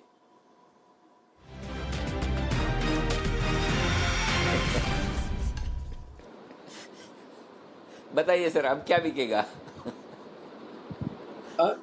अनिल जी 2 चीजें, एक तो मैं अपनी बिन बुलाए मेहमान की तरह अपनी लिमिटेड इंटरवेंशन DLF के लिए देना चाहता हूं, जो कि राकेश जी और कुणाल जी ने सेल दी। मैंने भी पिछले दिनों में अनिल जी यही बोला था कि अगर लॉन्ग के साथ अगर कोई शॉर्ट रखना है और हेज करना है तो DLF है, और उसका फंडामेंटल रीजन भी बताया था कि उनका सबसे बढ़िया model Anil ji real estate में रेंटल्स के ऊपर था, और रेंटल्स पे बिग क्वेश्चन मार्क है, जिसका उनको मतलब रेंटल माफ भी करने पड़ रहे हैं और रीनेगोशिएट भी हो रहा है, तो इसलिए DLF अंडर प्रेशर रह सकता है। अनिल जी बेचने की राय है पावर ग्रिड में, 171 रुपए का रेट है अनिल जी पावर ग्रिड, सिर्फ 4 रुपए का स्टॉप लॉस रखना है फ्यूचर का 175 और टारगेट होगा 161। सो अनिल जी टेम्परेरी जो इस मंदी में अगर कोई वीक स्टॉक और ढूंढना है, क्योंकि फाइनेंशियल में तो काफी ऊपर नीचे चल रहा है और बाउंस बैक भी हो सकता है, तो पावर ग्रिड बेचने की अनिल जी रिकमेंडेशन है 171 के अराउंड का, और सिर्फ 175 का स्ट्रिक्ट स्टॉप लॉस रखना है Anil ji, stop loss strict रखने हैं और टारगेट 161 का। इसने आपका क्या बिगाड़ा सर? ये तो बेचारा ऐसा, एक मिनट दीप आप पूछे से पहले, इसने क्या बिगाड़ा? ये बेचारा ऐसा आदमी है, ऐसा स्टॉक है, इसका कोई मार्केट से लेना देना नहीं, कभी ऐसा तेजी होती है मार्केट में, ऐसा नहीं कि मैं भी बढ़ जाऊं, सब बढ़ रहे हैं, तो ऐसे गिरने में बेचारे इसको क्यों बेचना है, मुझे बताइए सर, इस पर थोड़ी दया क्यों नहीं? अनिल जी आपने ये बहुत अच्छा कहा है, पावर ग्रिड, NTPC ये बहुत हैं, ये सालों साल जिंदगी भर से लोगों को कोल इंडिया बहुत अच्छे लगते हैं, बस ये अच्छे ही लगते हैं, वो एक सीरियल था ना, बड़े अच्छे लगते हैं, बस ये अच्छे ही लगते हैं, और अनिल जी कुछ करते कराते नहीं है, पर अनिल जी कुछ तो करना ही पड़ेगा ना, मतलब कुछ तो ढूंढना ही पड़ेगा, और थोड़ा अलग से ढूंढेंगे तो थोड़ा अच्छा रहेगा। ठीक बात है, बिल्कुल परफेक्ट। तो पावर ग्रिड में करें बिकवाली 171 के आसपास, 175 का स्टॉप लॉस और 165 ही बताएं, टारगेट कितना बताएं सर? 161 सर, 161 ओके ठीक है, 161-62 के आसपास के टारगेट। ओके, आइए TCS के रिजल्ट आने वाले हैं कल, और कैसे रहेंगे रिजल्ट्स बताने के लिए तैयार हैं कुशल गुप्ता। कुशल बताइए रिजल्ट का अनुमान। बिल्कुल जी, तो Q1 FY21 के रिजल्ट का जो आगाज होगा और जो बड़ी कंपनी है वो TCS है, और यहाँ पर जो नंबर्स हम देख रहे हैं वो कमजोरी की साइड पर ही देख पाएंगे। आमतौर पर Q1 भी इनके लिए थोड़ा सा कमजोरी रहता है, और अब तो कोविड की चिंता भी जो है इनके कहीं ना कहीं डील्स और कॉन्ट्रैक्ट्स पर इम्पैक्ट करता हुआ नजर आया है। इनफैक्ट यहाँ पर अगर आप देखें तो इनका मुनाफा जो है करीब 2 से 2.5% का फॉल हम एक्सपेक्ट करके चल रहे हैं, और अब जो मुनाफा है कंपनी का वो 7,872 करोड़ रुपए होने का हम एक्सपेक्टेशंस बना रहे हैं। साथ ही कंपनी की रेवेन्यू भी अगर आप देखेंगे तो डॉलर आई के टर्म्स में करीब 5.5% का फॉल हम एक्सपेक्ट करके चल रहे हैं, और 514 करोड़ डॉलर जो है वो अब कंपनी की आय आ सकती है। और यहाँ पर अगर मैं आपको पर्टिकुलरली बताऊं कि इतनी बाकी आईटी कंपनियों के मुकाबले Q1 में हम एक्सपेक्ट करके चल रहे हैं कि इनकी डॉलर आय में सबसे कम गिरावट एक्सपेक्टेड है, क्योंकि Q4 में इन्होंने काफी डील विंस की थी। और अगर आप मार्जिन्स की तरफ नजर डालें तो 25.1% से घटकर 24.5% हम मार्जिन एक्सपेक्ट कर रहे हैं, क्योंकि अगर आप देखें तो ओवरऑल जो रियलाइजेशंस है जो भी प्राइसिंग पर डील हुई है उस पर इम्पैक्ट आता हुआ नजर आया है, तो उससे थोड़ी मार्जिन्स पर इम्पैक्ट है। पर ट्रैवल खर्च, जो वर्क फ्रॉम होम पॉलिसीज इन्होंने लगाई है, और जो फॉरेक्स मुनाफा अभी हाल फिलहाल रुपये की डेप्रिसिएशन में होकर हमें जो देखने को मिला है, उससे कहीं ना कहीं मार्जिन्स को हल्का सा सहारा मिलता हुआ नजर आया है। पर नेट अगर आप देखें तो नंबर्स जो है वो कमजोरी की तरफ ही इशारा कर रहे हैं।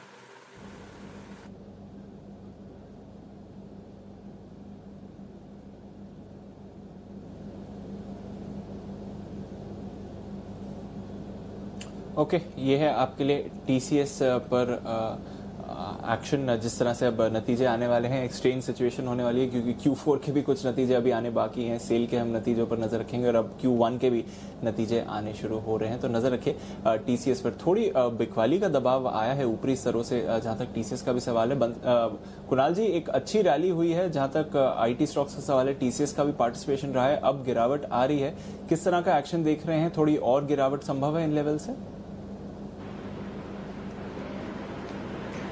देखिए दीपांशु, मैंने और राकेश जी ने इस पर खरीदारी की राय दी टीसीएस पर। उसके बाद इसमें 4 दिनों की लगातार हमने तेजी देखी है और एक रेजिस्टेंस है टीसीएस के लिए जो कि 2277 के आसपास है, और कल हमने देखा बिल्कुल वहीं पर हाई लगा लेने के बाद इस स्टॉक में कुछ करेक्शन आता हुआ दिख रहा है। तो मैं इसको केवल एक करेक्शन मानता हूं और मुझे लगता है कि हो सकता है कि करेक्शन में और थोड़ा एक बार के लिए स्टॉक नीचे आ जाए, लेकिन फिलहाल इसमें अगर आप देखें तो 2275 से लेकर के 2180 का एक रेंज रहेगा और मुझे लगता है इसी रेंज में कुछ वक्त और टीसीएस बिताएगा। इवेंचुअली मुझे लगता है कि स्टॉक की ट्रैजेक्टरी पॉजिटिव है, ब्रेकआउट आने पर डेफिनेटली नई खरीद करनी चाहिए। ओके, नजर रखिए टीसीएस पर और किस तरह के नतीजे आते हैं और आगे क्या एक्शन रहेगा। बिगुल बजाते हैं जय ठक्कर के लिए छोटा ऑप्शन बड़ी कमाई का।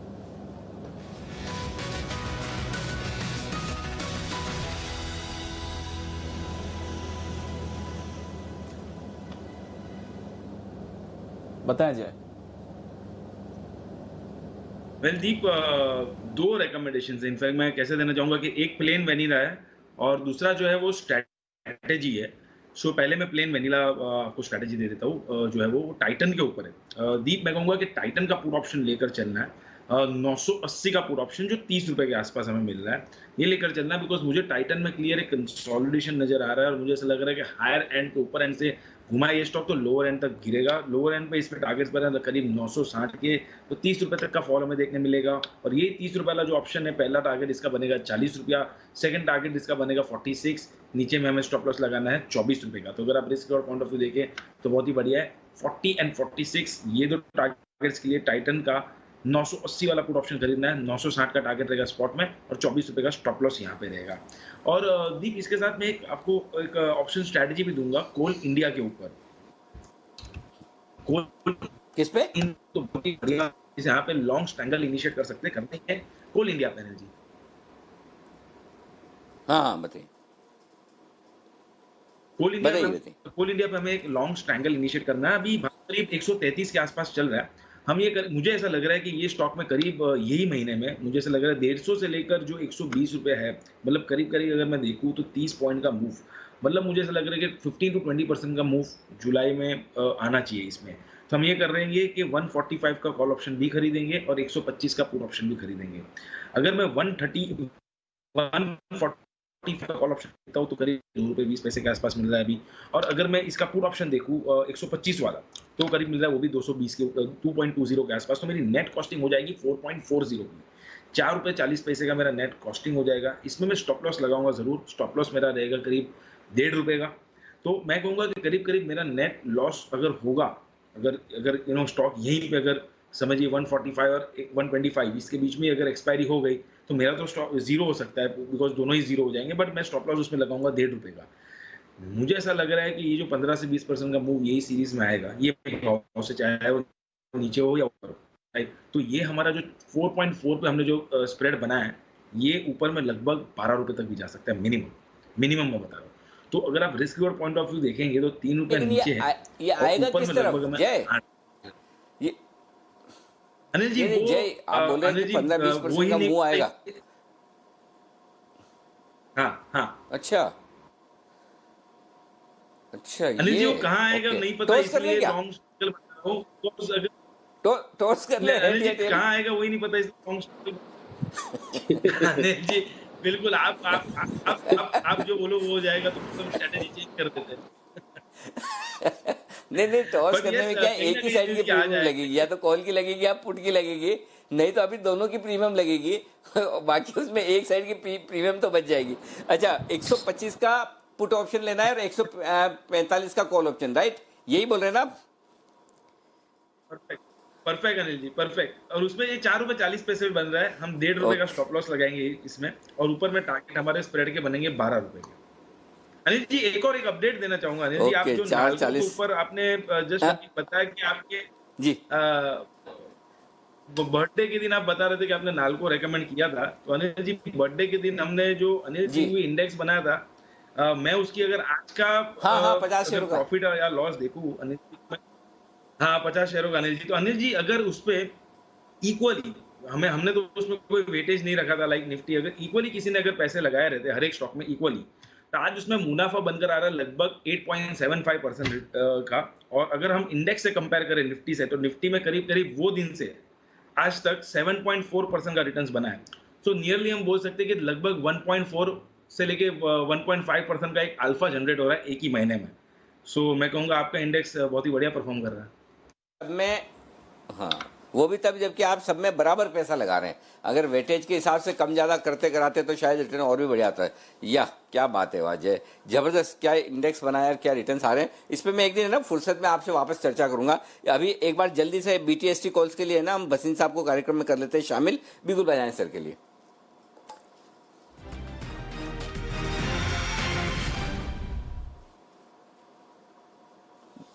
बसीन साहब स्वागत है सर आपका, बताएं सर आपके कुछ अपडेट्स और BTST calls.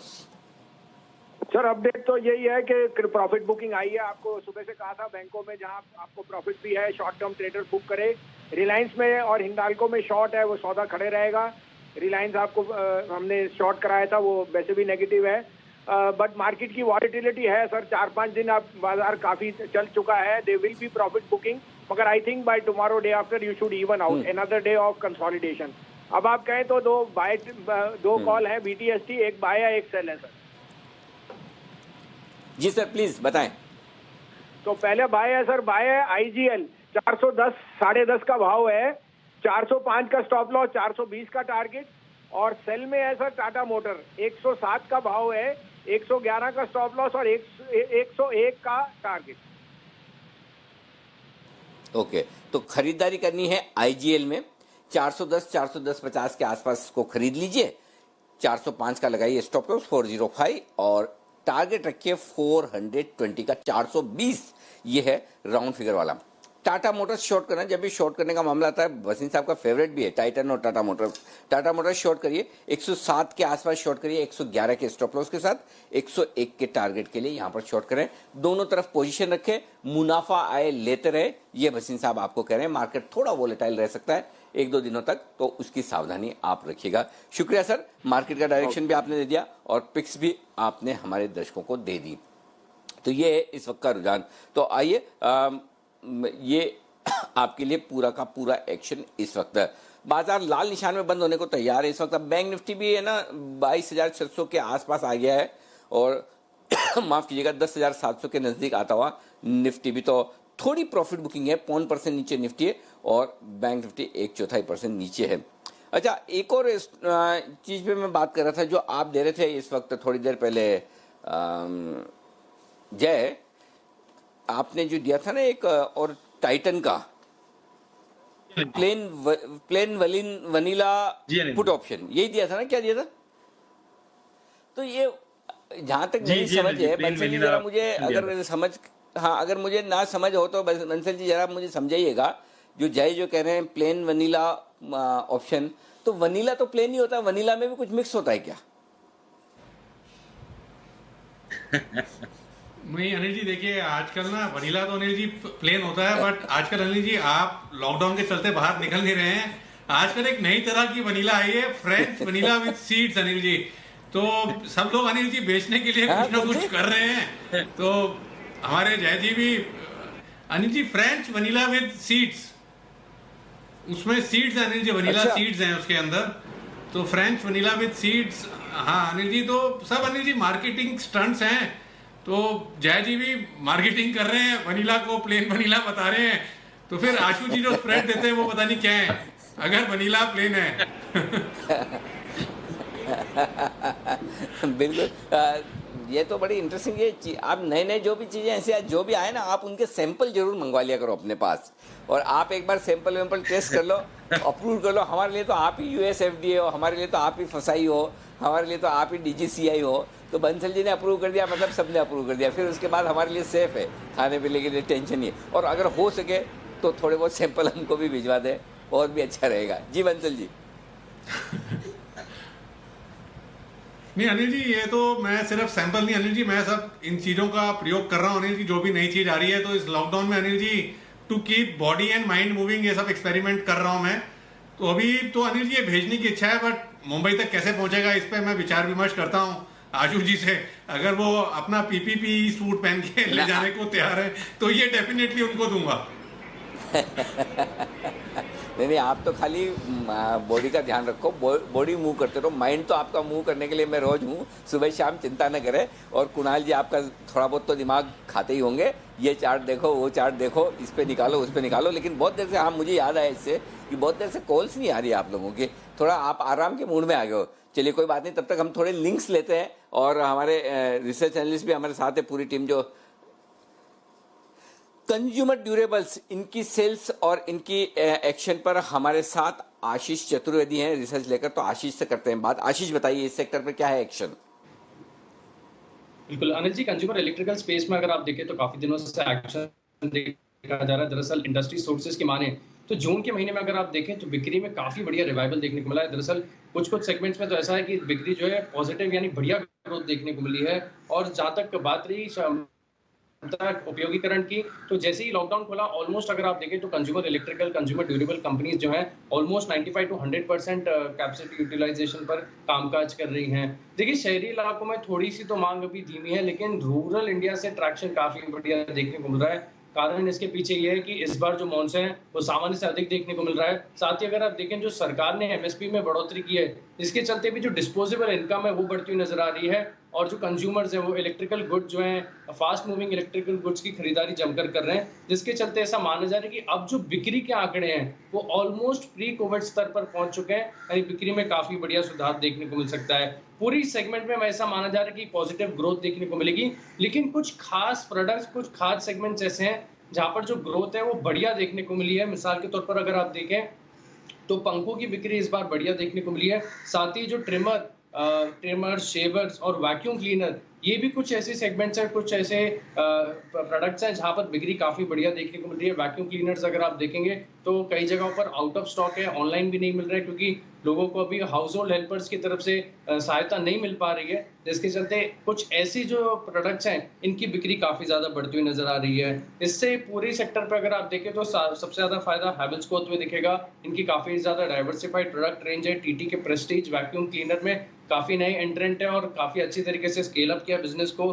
Bajaj electricals, Polycab जो कि फैंस में काफी बढ़िया पकड़ रखते हैं, और ओरिएंट इलेक्ट्रिक, यानी कंज्यूमर इलेक्ट्रिकल स्पेस में अगर आप देखें तो जो बिक्री है वो ऑलमोस्ट प्री कोविड स्तर तक पहुंचती जा रही है। ओके, तो ये है आपके लिए जून में इन प्रोडक्ट्स की बिक्री बढ़ती हुई दिख रही है, जुलाई में और बढ़ेगी। कंज्यूमर ड्यूरेबल्स, ये जो स्टॉक्स हैं, ये जो प्रोडक्ट्स हैं, आशु सर आपका मन करता है खरीदारी करने का इनमें किसी में, और करता है तो किस में? अनिल जी इन सब में ही किया था। अब आपको ध्यान हो तो हम कितना मतलब पिछले दिनों में सबसे पहला जो सेक्टर आइडेंटिफाई किया था, जब हमने वोल्टास, हैवेल्स कितनी बार बोला कि वाइट गुड्स की जो सेल्स हैं वो सबसे ज़्यादा लॉकडाउन खुलने से के बाद सबसे पहली ऑटो से भी पहले वो सेल आएंगी। लेकिन Anil ji having said that सारे के सारे काफ़ी ज़्यादा रनअप कर चुके हैं और मतलब प्राइस्ड इन है। सो अनिल जी अब इस लेवल पे आके ना, मैं जैसे मंडे को भी बहुत रिलेक्टेंट था, आज भी कोई कॉल नहीं है अनिल जी, अब कोई नई कॉल नहीं है लेने वाली। मुझे लगता है कि आप देखिए पेशेंस टेस्टिंग अनिल जी दूर बैठ जाइए, क्योंकि इस वक्त मैं फिर बोल रहा हूँ लॉकडाउन में मार्केट में मोमेंटम बना हुआ है और कोई काम नहीं है, मार्केट चल रहा है इतना ज्यादा डिफाइड, कहीं ना कहीं आपके जरूर रुकेगा, थमेगा, शार्पली भी डाउन हो सकता है, तो थोड़ा सा शांति रखनी चाहिए। यही हैवेल्स अच्छा होगा अनिल जी, यही वोल्टास भी अच्छा होगा, लेकिन नीचे के भाव पे अच्छा होगा। थोड़े अच्छे भाव पे चीजें मिलेंगी तो दोबारा लेंगे, फिर दोबारा लेंगे। और ट्रिमर की बिक्री का असर तो देखिए आशीष के ऊपर भी पड़ता हुआ दिख रहा है। आशीष के फेस पर ट्रिमर चला तो जरूर है, कम ज़्यादा कितना भी जितना भी चला है, चला जरूर है। आशीष ये तो आपके चेहरे पे भी बिल्कुल दिख रहा है। ओके, आशीष का ऑडियो अभी डाउन है, हम फिर से संपर्क करेंगे और जानेंगे बैन से बेनिफिट। उससे पहले Jindal steel and power JSPL मैंने आपको खरीदारी करने की राय दी थी 162 रुपये के आसपास। मार्केट एकदम तेजी से जो नीचे आया उसमें 158 का जो स्टॉप लॉस था वो आपका जरूर ट्रिगर हुआ होगा, नहीं हुआ हो तो कर लीजिए, क्योंकि डिसिप्लिन के साथ ट्रेड करना जरूरी है। अच्छे कॉल्स भी आपको मिलेंगे, कभी कभी कुछ खराब भी होगा। अचानक से मार्केट जिस तरह से एकदम क्रैश हुआ, एकदम 500 पॉइंट बैंक निफ्टी निकल गया, निफ्टी जो 100 पॉइंट आया, तो उसमें कुछ स्टॉप लॉसेस, कुछ स्टॉक्स में आपके स्टॉप लॉस ट्रिगर हुए होंगे। उसमें से एक JSPL मैंने दिया था। बस दुख इसी बात का कि देते ही बहुत जल्दी हो गया, नहीं तो आपके सुबह से लेकर शाम तक तो चल जाता है, और कई बार आपको अच्छे लेवल्स भी देता है। तो 162 से कहाँ तक पहुंचा ऊपर में, 163.75, ओके, नहीं 165 का टारगेट था, वहां से तो दूर ही रहा। तो आपके इसमें पैसे नहीं बनेंगे, इसमें पैसे लग गए होंगे, ये मैं समझ सकता हूँ। आइए, आशीष हमारे साथ तैयार हैं और वक्त है बैंसेट बेनिफिट का।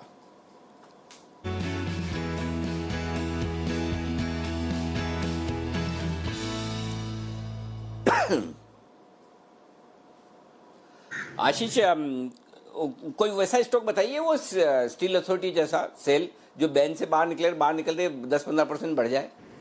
बिल्कुल वैसा ही स्टॉक बता देते, एकदम सिमिलर है अनिल जी। सेल फिर से 103% मार्केट वाइड पोजीशन में आती हुई दिखी है, तो निश्चित है ये तो बैन में पक्का आएगा। इसके अलावा अगर आप देखें तो सूची आज जरूरी है आएगा जाए, बाहर निकलने वाला बताओ ना। कल आशीष इसको ले कैसे पाएंगे, ये तो बैन में आ जाएगा एक ही दिन की यात्रा के बाद। कोई बैन से बढ़िया बाहर निकालो, एकदम बाहर निकलने वाला अनिल जी कोई भी स्टॉक नहीं है फिलहाल में, लेकिन आज एडिशन में क्योंकि मार्केट वाइड पोजीशन में काफी ऐसे स्टॉक्स हैं जो बढ़ती हुई नजर आ रही है, निकलने में तो कोई भी नहीं है, कुछ भी नहीं निकलेगा। ठीक है, चलिए कोई बात नहीं। और बैन में आने की संभावना खाली SAIL Steel authority of India के लिए ये है आपके लिए। ठीक है, परफेक्ट। तो ये है आपके लिए बिल्कुल आशीष की तरफ से है। ओ 10,700 के भी नीचे निफ्टी, क्या बात है। अरे रुको भाई, काफी नीचे 10,700 तोड़ा है। 10,690 कल का लो एग्जैक्टली वहीं पहुंचे, 10,689। ओके, देखते हैं यहाँ रुक पाता है नहीं। और बैंक निफ्टी भी 22,550, 22,500। अरे दीप, ये तो वही लेवल आ गया जहां पे कल हमने रिकमेंड किया था खरीदारी करने के लिए 500 पॉइंट का। देखो भाई, चढ़ने में कितना टाइम लगता है, आता है इतना जल्दी नीचे से। मार्केट की यही खासियत है भाई, ऊपर तो जाता है सीढ़ियों से और नीचे आता है लिफ्ट से। देख लीजिए दीप, आ गया 500 पॉइंट। जितना चढ़ने में वक्त लगाया पूरा दिन भर, आने में 1 घंटा नहीं लगा है ना। बिल्कुल अनिल जी, और मैं आपसे पूछने भी वाला था कि अब अगला क्या करना चाहिए, और एक बार व्यूअर्स को हम दिखाना भी चाह रहे थे। तो आपकी स्ट्रैटेजी भी अनिल जी जानना चाह रहे थे। उससे पहले अगर आप मेरे को अलाउ करें सर, एक बार गोल्ड भी दिखा देते हैं, MCX पर गोल्ड, क्योंकि एक नया लाइफ टाइम हाई हुआ है। तो जैसे ही हम देख रहे हैं कि इक्विटीज में या मार्केट्स में एक गिरावट आ रही है, वैसे ही हम देख रहे हैं कि गोल्ड में वापस खरीदारी आ रही है। पिछले 4-5 दिनों से एक कंसोलिडेशन चल रहा है टाइट रेंज में गोल्ड पर। कल इंटरनेशनल मार्केट्स में 1800 के ऊपर गया गोल्ड, और अब एक नया हाई बना है 48,994, तो 49,000 के बहुत करीब के लेवल पर। तो गोल्ड फ्रेश हाई पर है भारतीय बाजार में, और हम देख रहे हैं कि इंडियन मार्केट्स में एक तेज गिरावट आ रही है। और साथ ही अनिल जी हम देख रहे हैं कि डाउ फ्यूचर्स में भी हल्का सा दबाव है, पर ये भारी गिरावट हुई है जहां तक निफ्टी और बैंक निफ्टी दोनों का ही सवाल है। तो आपकी स्ट्रैटेजी भी जानना चाहेंगे अनिल जी, अगर आप बता दें अभी, और उसके बाद फिर आगे का एक्शन तैयार है उस पर भी एक चर्चा कर लेते हैं। तो स्ट्रैटेजी का बिगुल बजाऊं मैं सर? बिल्कुल बिल्कुल बिल्कुल। तो स्ट्रैटेजी का बिगुल बताते हैं अनिल जी के लिए, और जान लेते हैं कि अब अगला स्टेप क्या होगा।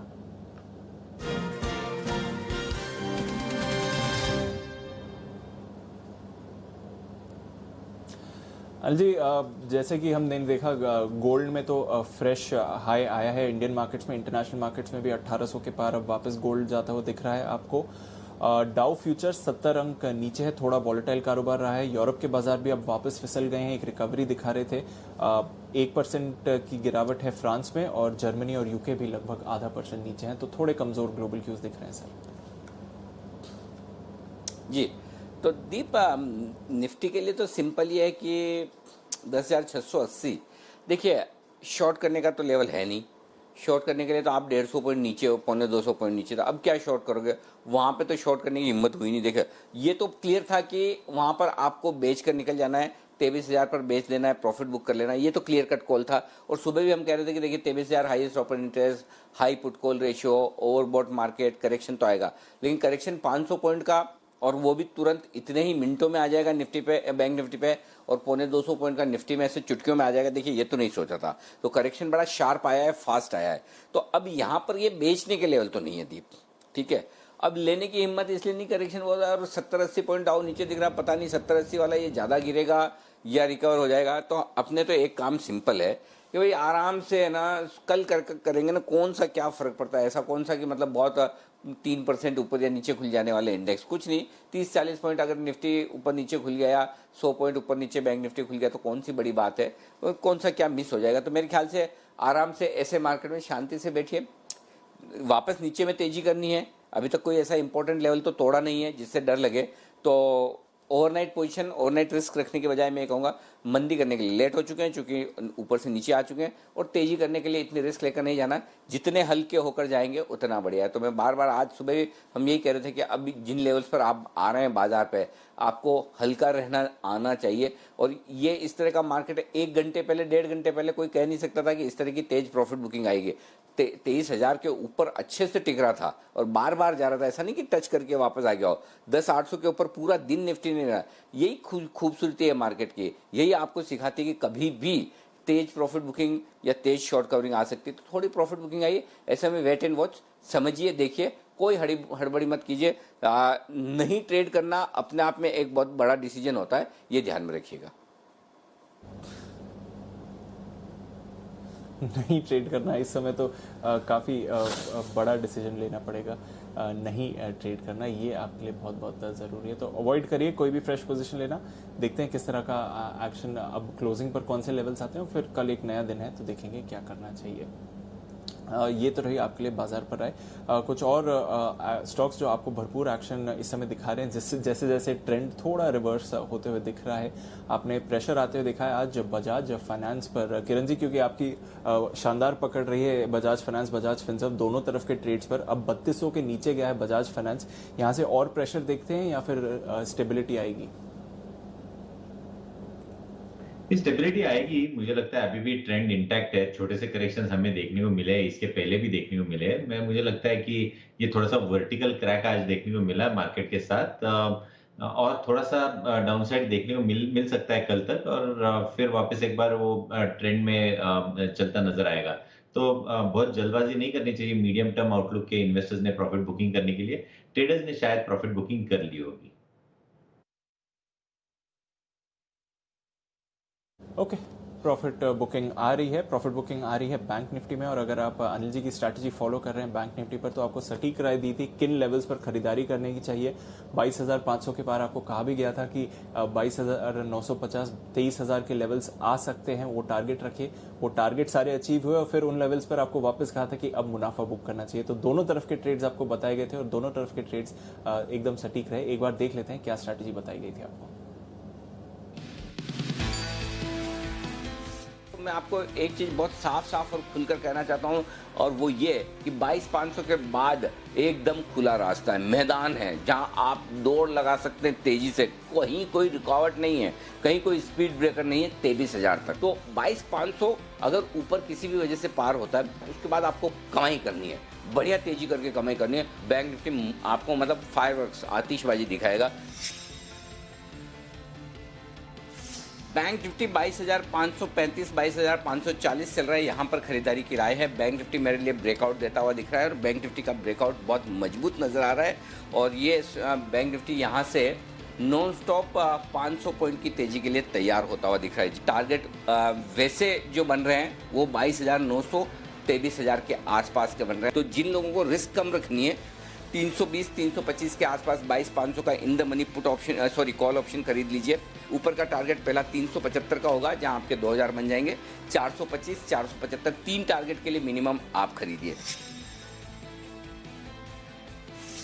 कल 22,540 पर बैंक निफ्टी आपको खरीदने की राय दी थी।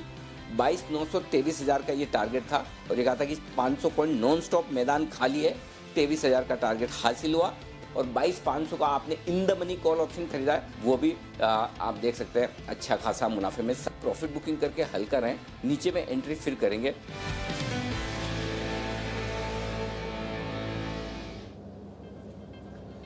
ये तो रही आपके लिए निफ्टी बैंक निफ्टी पर स्ट्रैटेजी। आपने देखा कि दोनों तरफ के मूव्स आपको पहले ही बता दिए गए थे और एकदम सटीक स्ट्रैटेजी रही अगर आपने उन लेवल्स पर खरीदारी करी और फिर मुनाफा वसूली भी करी। थोड़ी सी रिकवरी कोशिश करी थी बाजार ने वापस आने की, निफ्टी ने 10,700 के ऊपर आने की, पर कमजोर क्लोजिंग की तरफ हम बढ़ रहे हैं। और कल की जितनी मूव आई थी वहां से भी थोड़ा रिवर्सल हुआ और आज की तो सारी गेंस ऑब्वियसली गिव अप कर ही दी हैं। तो निफ्टी बैंक का लगभग 80 अंक नीचे आपको दिखेगा। निफ्टी में आपको 100 अंकों से ज्यादा की गिरावट इस समय आती हुई दिख रही है। प्रेशर कहां पर आया है आज और specially towards the end? Bajaj finance 2 दिन का स्टार परफॉर्मर, आज 5% की गिरावट। आपने Zee entertainment, Asian paints, Tata motors, HCL technologies यहां पर भी गिरावट आती हुई देखिए। तो सेक्टोरल पार्टिसिपेशन रहा है जहां तक गिरावट का सवाल है। काफी सारे सेक्टर्स ने पार्टिसिपेट किया है। बजाज फिनसर्व यहां पर भी तेज मुनाफा वसूली है। इन्फोसिस यहां पर भी गिरावट आती हुई देखिए। तो अनिल जी काफी सारे सेक्टर से पार्टिसिपेशन आया है। एंड की जो प्रॉफिट बुकिंग रही है आखिरी 1 घंटे की सर? बिल्कुल। और दीप, आज सुबह की कमेंट्री में बैंक निफ्टी भी 22,900 23,000 में शॉर्ट करने की राय दी थी। 23,100 के स्टॉप लॉस के साथ आप देख सकते हैं आज का हाई 23,080 है और नीचे के जो टारगेट दिए थे 22,800, 22,700, 22,625 और 22,500 के थे फाइनल टारगेट। और आज का लो 22,500 ही है, 22,499 हाफ, यानी कि बिल्कुल एग्जैक्टली दोनों लेवल 23,100 का स्टॉप लॉस दिया, 23,080 से घुमा। तो बैंक निफ्टी इतना आज्ञाकारी इंडेक्स है, मतलब ऐसा इंडेक्स सबको होना चाहिए, जैसा मतलब कहे वैसा ही करे, वैसा ही माने। लेकिन जो देखिए कल जो ट्रेड मिला 500 पॉइंट का, वो वंस इन मतलब ऐसा रोज रोज नहीं आता ट्रेड। कभी कभार आते हैं जहाँ आपको बड़े लेवल्स मिले, बड़ा गैप दिखे, बड़े पॉइंट्स दिखे और साफ साफ दिखे, तो कभी कभार ऐसे आते हैं। बाकी आपको फिर है ना ये मतलब वो बोलते हैं ना, नो बॉल पे आपको 6 मारना हो, वैसा मौका तो मैच में एक आध बार ही आता है जो कल आपको मिला था। बाकी तो फिर आपको सिंगल्स लेने पड़ते हैं, या लूज बॉल मिली तो चौका मार दो।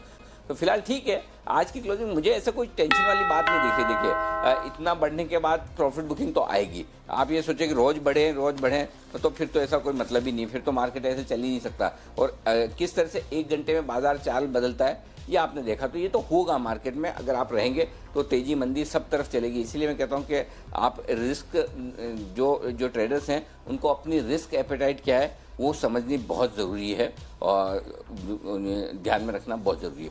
आइए बंद जो हुए हैं वो देख लेते हैं। 10,694 पर बंद हुए हैं हम निफ्टी पर 104 अंकों के नुकसान के साथ, और बैंक निफ्टी पर हम बंद हुए 59 अंकों के नुकसान के साथ 22,568 पर, 22,500 के ऊपर की ही क्लोजिंग आएगी यहाँ पर।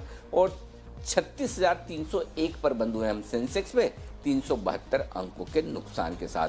अच्छा, अब एक चीज़ इससे पहले कि मैं आपको फाइनल क्लोजिंग बताऊं, पहले तो शाम को 6 बजे का शो बता दूं और उसके बाद मैं आपसे भी, सारे जितने मेहमान बैठे उनसे और हमारे दर्शकों से भी ये पूछना चाहता हूं कि भाई शुक्रवार को 3:30 बजे हमने मस्ती की पाठशाला तो शुरू कर दी। नाम भी कुणाल जी ने बहुत अच्छा दे दिया। अब उसमें डिस्कस क्या करना है, इस हफ्ते का टॉपिक क्या होना चाहिए, आप किस बात पर डिस्कशन सुनना चाहते हैं, देखना चाहते हैं, वो बताइएगा। आप लोग भी ज़रा सोचिए, तब तक मैं आपको है ना ये शो का बता दूं। आपके पास भी किसी के पास आइडिया कि ये चीज़ डिस्कस करनी चाहिए तो बताइएगा। ये शाम का 6 का शो बहुत ही इंटरेस्टिंग है। इसका नाम है कोरोना की आफत, सिलेबस से राहत।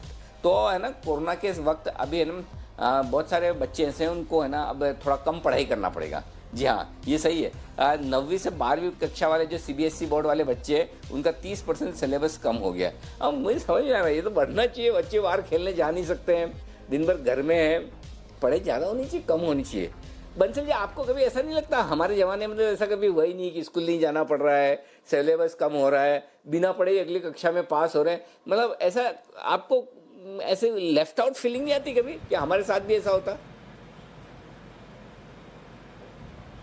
नहीं अनिल जी, बिल्कुल नहीं अनिल जी, ऐसी फीलिंग आ रही है। आप अनिल जी बच्चों की मानसिकता देखिए अनिल जी, कई बच्चों ने बोर्ड्स के पेपर दिए, पहले पढ़ रहे थे, घर पे कैद हैं, बाहर जा नहीं पा रहे हैं, घर पे प्रेशर अनिल जी, स्कूल का प्रेशर, सारा दिन ऑनलाइन क्लास। बच्चा अनिल जी थोड़ा सा ऑनलाइन से ऊपर इधर उधर उठता है तो माँ बाप को मैसेज आ जाता है your child is not attending the class. तो अनिल जी बच्चों पे काफी प्रेशर है। और अनिल जी जो आप शाम का ये शो कर रहे हैं उसमें अनिल जी देखिए ये सब चीजें, सिलेबस तो कम हो गया है, बट मेरा बेटा मुझसे कल से 2 बार पूछ चुका है कि पापा कौन सा कोर्स कम हुआ है, कौन से चैप्टर कम हुए हैं। सीबीएसई की अनाउंसमेंट आई है, तो अनिल जी आपके शो के माध्यम से बच्चे ये जानना चाहेंगे कि कौन सा सिलेबस अनिल जी कम हुआ है 30%। तो आप और आपके बेटे दोनों को साथ में देखना है ये वाला शो शाम को 6 बजे वाला, जिसमें कि कौन सा सिलेबस कम हुआ है, किस सब्जेक्ट से कौन से चैप्टर्स हटाए गए हैं, वो हम आपको बताएंगे। ये भी बताएंगे कि वाकई में बच्चों के ऊपर से पढ़ाई का बोझ कम होगा कि नहीं। लेकिन अच्छा, एक और चीज़ है जिस पर बड़ा लोगों का मानना है, भाई कोर्स तो कम कर दिया, कोर्स के साथ साथ फीस भी कम होगी क्या, ये भी एक बड़ा सवाल है। तो इन सारे सवालों के जवाब, फीस तो क्या कम होगी कोर्स के साथ फीस, ये तो वैसे ही है ना कि मतलब आप है ना हेयर कट करवाने जाओ, आशु जी ये तो ऐसा वाला मामला है कि आप हेयर कट करवाने जाओ और आप ये बोलो कि अगर मैं आपके जो बाल काटूंगा वो बालों की लंबाई के हिसाब से पैसे लूँगा, कि 2 इंच काटूंगा तो 400 रुपये, 3 इंच काटूंगा 600 रुपये, आधा इंच में खाली 100 रुपये में काम हो जाएगा। ये तो ऐसा नहीं हो गया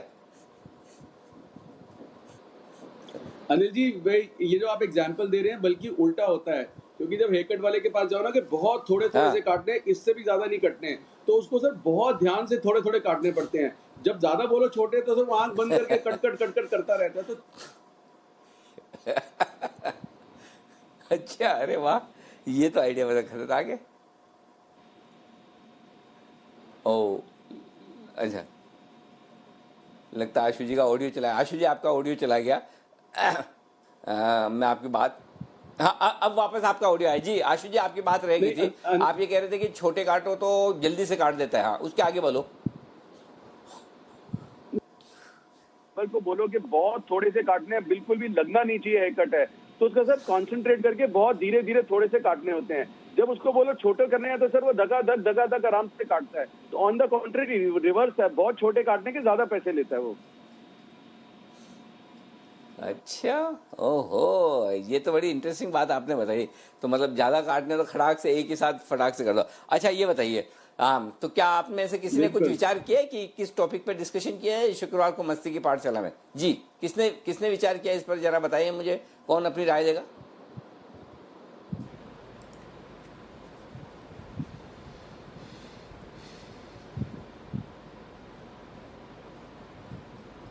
हे भगवान, मुझे पता ही था, मेरी क्लास में सारी बैक बेंचर्स हैं। जी सर बताइए। नहीं, खोज जारी है। नहीं जी, खोज जारी। खोज जी, आशु जी बोलिए। अनिल जी देखिए, अगर मार्केट का टॉपिक रखना है, अगर मार्केट रिलेटेड टॉपिक है, तो एक बहुत ही इंटरेस्टिंग सवाल है जो आपसे भी और ये बाकी एनालिस्ट से भी हमसे पूछेंगे, मार्केट नीचे आएगा कि नहीं आएगा या कब आएगा। तो अगर मार्केट का सवाल है तो अनिल जी बिल्कुल जो डायरेक्ट सवाल है तो ये टॉपिक रख सकते हैं, क्योंकि लेकिन ये टॉपिक अनिल जी मस्ती का नहीं है, बहुत सीरियस टॉपिक है। तो इसलिए मुझे लगता है कि इसको मस्ती के लिए नहीं रखना चाहिए, ये सीरियस टॉपिक है, क्योंकि बहुत सारे लोग उस पर अपने आगे पीछे की प्लानिंग कर लेंगे। तो नहीं आशु जी, बिजनेस जर्नलिज्म से ज़्यादा सीरियस तो कोई चीज़ होती नहीं थी लाइफ में पहले। कभी आपने कभी पहले बिजनेस एंकर्स को कभी दांत दिखाते हुए भी देखा है, ऐसा हंसते हुए भी देखा, एकदम ऐसा सूट टाई में ऐसा कड़क होके ऐसे बैठते थे। ये तो बिजनेस जर्नलिज्म में हंसना, आराम से बातचीत करना, घर जैसे माहौल में रहना। मुझे 2-2 घंटे पहले कॉल्स लिया करते थे कि 12 बजे का शो है, 10 बजे कॉल्स दे दीजिए। यहाँ पे तो 10 सेकंड लेट हो जाता है, बंसल जी ऑब्जेक्शन लेते, आप मेरे पास 10 सेकंड लेट आए, मेरा भाव बढ़ गया। बंसल जी वो 2-2 घंटे पहले लिया करते थे, वो जमाना याद करो। तो ये तो बिजनेस जर्नलिज्म बदल गया आशु जी, और बदलने वाले हम हैं, हम बदलेंगे, अच्छे के लिए बदलेंगे, इसमें कोई डाउट नहीं। बताइए बंसल जी, आप कुछ कह रहे थे जी। बिल्कुल अनिल जी, देखिए आशु जी सब कुछ भूल चुके हैं। कभी आशु जी ने सोचा था कि एक बिजनेस चैनल के एडिटर को बोलेंगे कि मुझको अपने साथ बिठा लो, इतनी लिबर्टी मिल रही है अनिल जी, तो सब कुछ चेंज हो चुका है।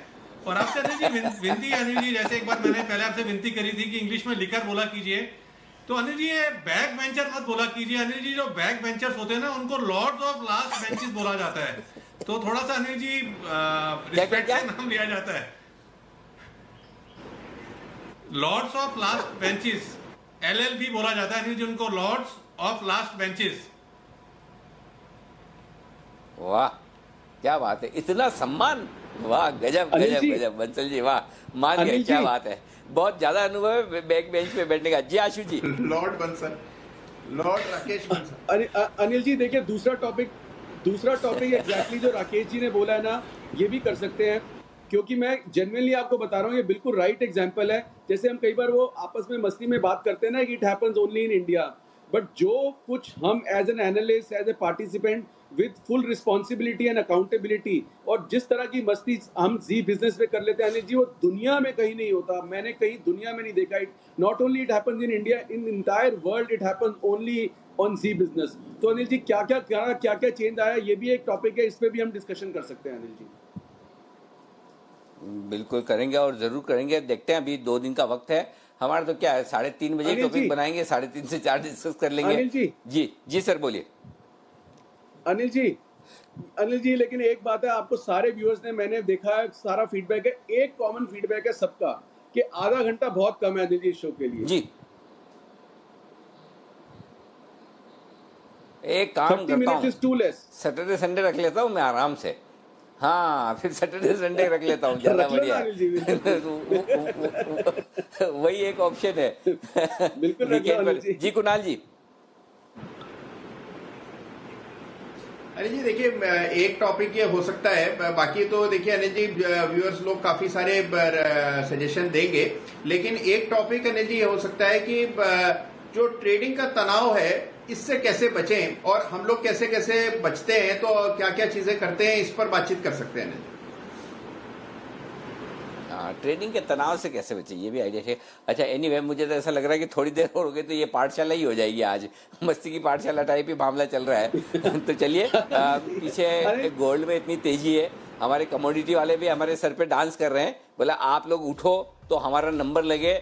गोल्ड में लाइफ टाइम हाई, नए नए रिकॉर्ड बन रहे हैं, थोड़ा मौका उनको भी दो, दया भाव दिखाओ। सारा इक्विटी मार्केट बंद हो गया, फिर भी उसके बाद भी लगे हुए, थोड़ा शर्म करें। जी आशु जी बताइए, आखिरी सेंटेंस जो आप बोलना चाहते हैं जी।